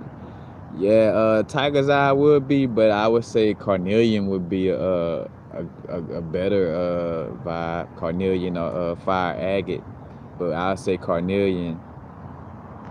Matter of fact, especially that softer, because sometimes Carnelian will have a softer, almost like peach orange the vibe to it, like, well, because Carnelian is basically agate, but some they'll sell Carnelian without the lines in it, or as many, to not throw people off in essence, but it's basically like, matter of fact, and it's connected to onyx. That's why you got sardonyx the word sard used to be the prefix of the name for carnelian, and so sardonyx is basically like carnelian and onyx together, you know.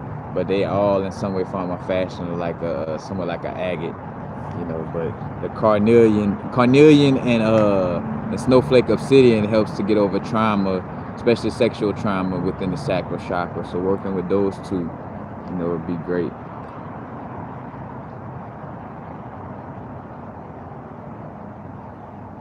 Nah, it's definitely a collective shift. You feeling it? How do you know when a crystal needs to be recharged? Because you're gonna feel a vibe to recharge it. You're gonna feel like, bruh, I feel like I can't go outside today until I charge this crystal. Like, it be so much like, it's way simple. And I say simple in that sense, like, I'm not trying to make you look stupid or none of that, and I'm not coming at you like that. But I'm just looking at the aspect of like how much our intuition always speaks to us, but we deny it. Like, again, like, it's as simple as you having the feeling of like, bro, I should put this crystal outside. Like, then that's it, letting you know, like, hey, you know, like, your intuition is letting you know if you go past this point of trying to work with this crystal, you know, is you know, it's not too beneficial for you. Like, you know, you might want to cleanse this crystal or do whatever to it, you know. So when you have that intuitive hunch, like the sun shining and you got that intuitive hunch to put your crystals out in the sunlight, then yeah, that's the perfect time. You know what I'm saying? Like, whenever you have that intuitive hunch about, you know, doing something with them, then that go with that flow.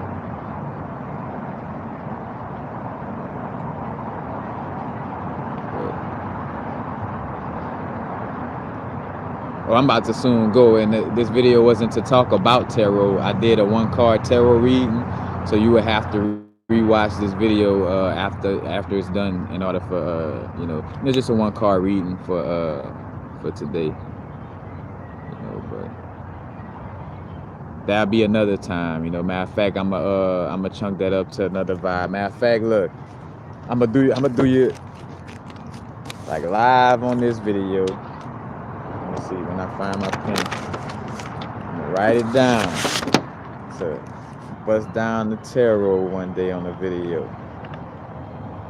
Tarot breakdown. And also a heads up on that, you know, if you type in Universal Frequencies Tarot, all my tarot card videos will pop up. Mostly all of them. And mostly all of them. All that. What I was gonna say, I do have videos. The video I got on tarot cards and sympathetic magic, tap into that realm a little more, or like that video where I talk about getting my first tarot cards or whatever. That one gonna kind of go into a little explanation as well, you know. As a matter of fact, you tap into them videos, and then when it come time to do my next video, you probably have, you know, you could have some questions ready, you know, due to seeing what I already talked about or whatever. You know, I might have answered some questions in that. But yeah, that wasn't the vibe of what I was speaking on, so I got to hold strong to that.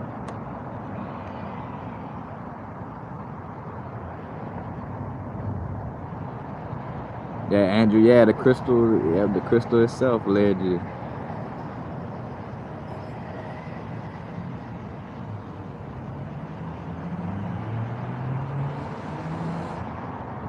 Hey, love you forever too, Miss Key. Those necklaces do a lot of things. It basically does the combination of what each crystal does. I'm about to go, so I'm not, you know, this is the last little spot. I'm just vibing. Oh, matter of fact, yeah, that's it. Thank you.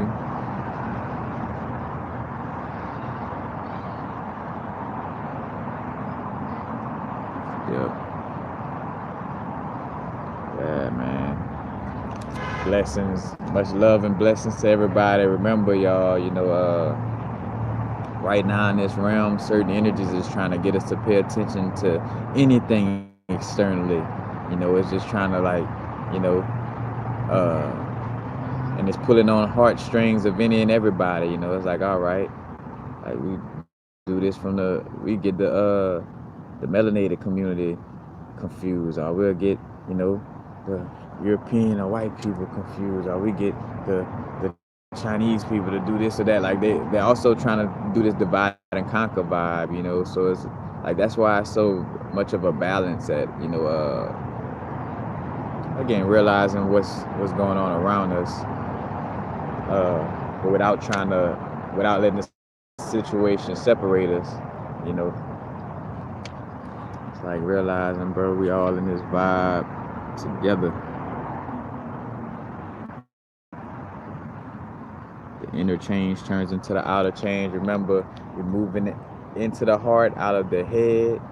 We're moving more into being in the moment, like literally moment to moment, you know. Like, and you're gonna start feeling like, and it do feel hellacious. Think about like when you're having analysis paralysis, or you like being indecisive. That shit feel like hell. You know, that shit feel stagnant as fuck. Like that shit, like to the point I remember me being in some of them states of trying to, I'm like, bro, I'ma just buy whatever the fuck. Like I just need to get out of this fucking stagnant state. My God, like fuck. Like that shit, yeah, bro. That would be like the hell in that sense. But yeah, for those of y'all just coming in, y'all might want to rewatch this video.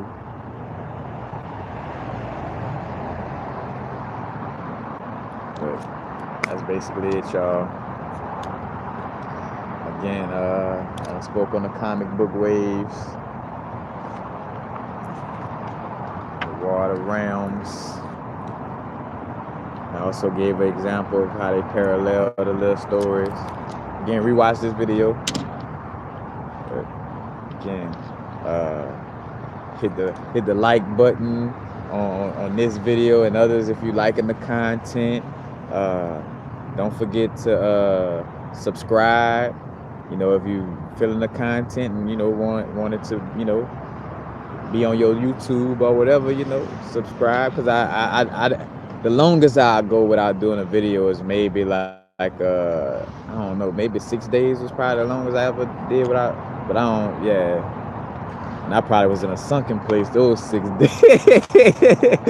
And not all the time, sometimes just some work that needs to be done outside of like doing videos or something, you know.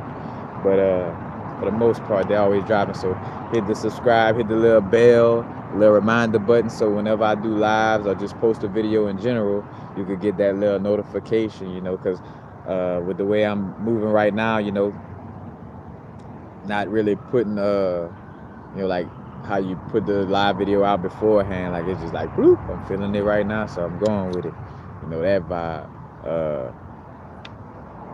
My Instagram is Universal Frequencies. You know, you can check out that, and I do live videos on my Instagram as well, which my phone allowing for me to save some, so you will get some on the YouTube channel as well, but some you may not. You'll just have to be tuned in on Instagram, and I'm a little more earthy on my Instagram. Like I talk a little more shit. Is, you know, it's more of an open vibe. You know, I don't do it on the YouTube. I let the YouTube be a platform of like videos where people could kind of go back and learn, where it's not too much just, you know. But again, you could still learn from just the simple like talking and bullshitting, you know, like there's learning experiences within that, because again, we'll get into this vibe of feeling like, oh, the only way that spiritual information could be delivered is just somebody being serious and, you know, or talking like a preacher or something of that nature. It's like, nah, you know, I could be talking about when I pissed on myself when I was 5 years old or some shit, you know, and that little story may bring some type of enlightenment, or as I'm talking about it, you know, may have some relevance, you know, within the situation. So, you know, but yeah, that's basically it. You know, again, oh, any and all donations greatly appreciated. I got the donation link underneath most of all my videos. Matter of fact, always I appreciate any and all, but the super chats, I rather you don't have to do the super chats. I'll take it if you do it, but I rather that donation go into my PayPal, because it could be that energy could be more effective. You know, again, we're talking about energy movement. That energy could be more effectively used if it goes through my PayPal than through YouTube chopping it up. But yeah, that's basically it. And as a matter of fact, that's how you test your lodestones too. So like I got these magnetic hematites. Oh, so you want to make sure your stone is magnetic for real, for real. You see how that keep falling because of magnetic hematites. Great to have. Extremely great for grounding. Like to magnet. I mean not magnetite. Hematite.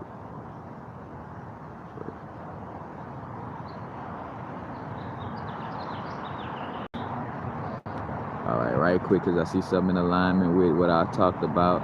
I know is that you connected the sacral chakra disruption with sex. Could sex fix it too? Yes, it's possible that sex could fix it. I mean, sex can fix it, but here's the thing.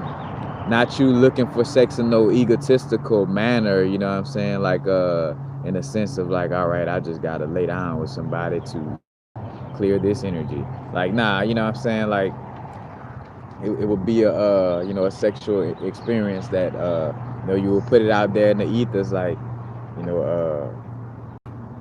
like for that divine connection. But even I'm trying to regather what you said right now.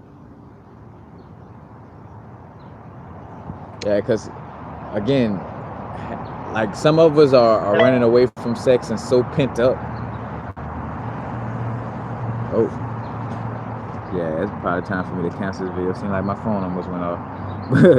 But right quick, yeah, some of us are so pent up and so balled up in our energies that again, we're causing stagnations and blockages. Orgasms help move stagnant energy, and again, orgasm could be experienced on a non-physical level as well, once we tap into how to move the energies through the nodes and meridians on that level, and through our hands and through our body. Matter of fact, women can move waves through their breasts. Only women, not men. That goes to show you the aspect. And two, why in America they want you to, be fully clothed in essence. Why indigenous tribes, the women, don't really cover up. They being themselves, being natural.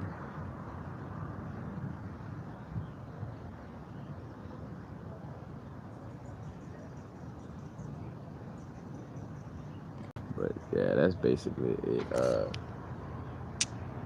don't want to go too off. But yep, that's basically it, y'all. Now, the only thing that exists is this moment. What's the best thing for you to do in this moment? You know what I'm saying? Like, what will make you feel happy and blissful? And not only make you happy and blissful, but after you deal with it, it won't have any harmful or super negative or unbeneficial effects. Like, because sometimes being in the moment, you might say, oh, I want something sweet. But if you eat too much candy, then later your stomach gonna hurt. You know what I'm saying? So it's like, like doing, being in alignment with what brings you bliss, what brings you joy, but on a level 2 in alignment with your mind, body, and soul, and not something that's gonna be detrimental or harmful to your soul ascension or soul alignment.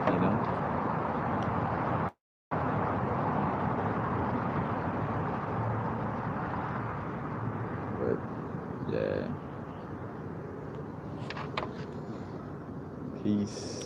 Peace, y'all. Happy now. Now's the vibrate, of course. We're not going too far in the future.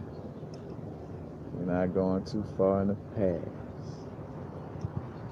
Right now. As a matter of fact, something telling me to make sure I clear this out.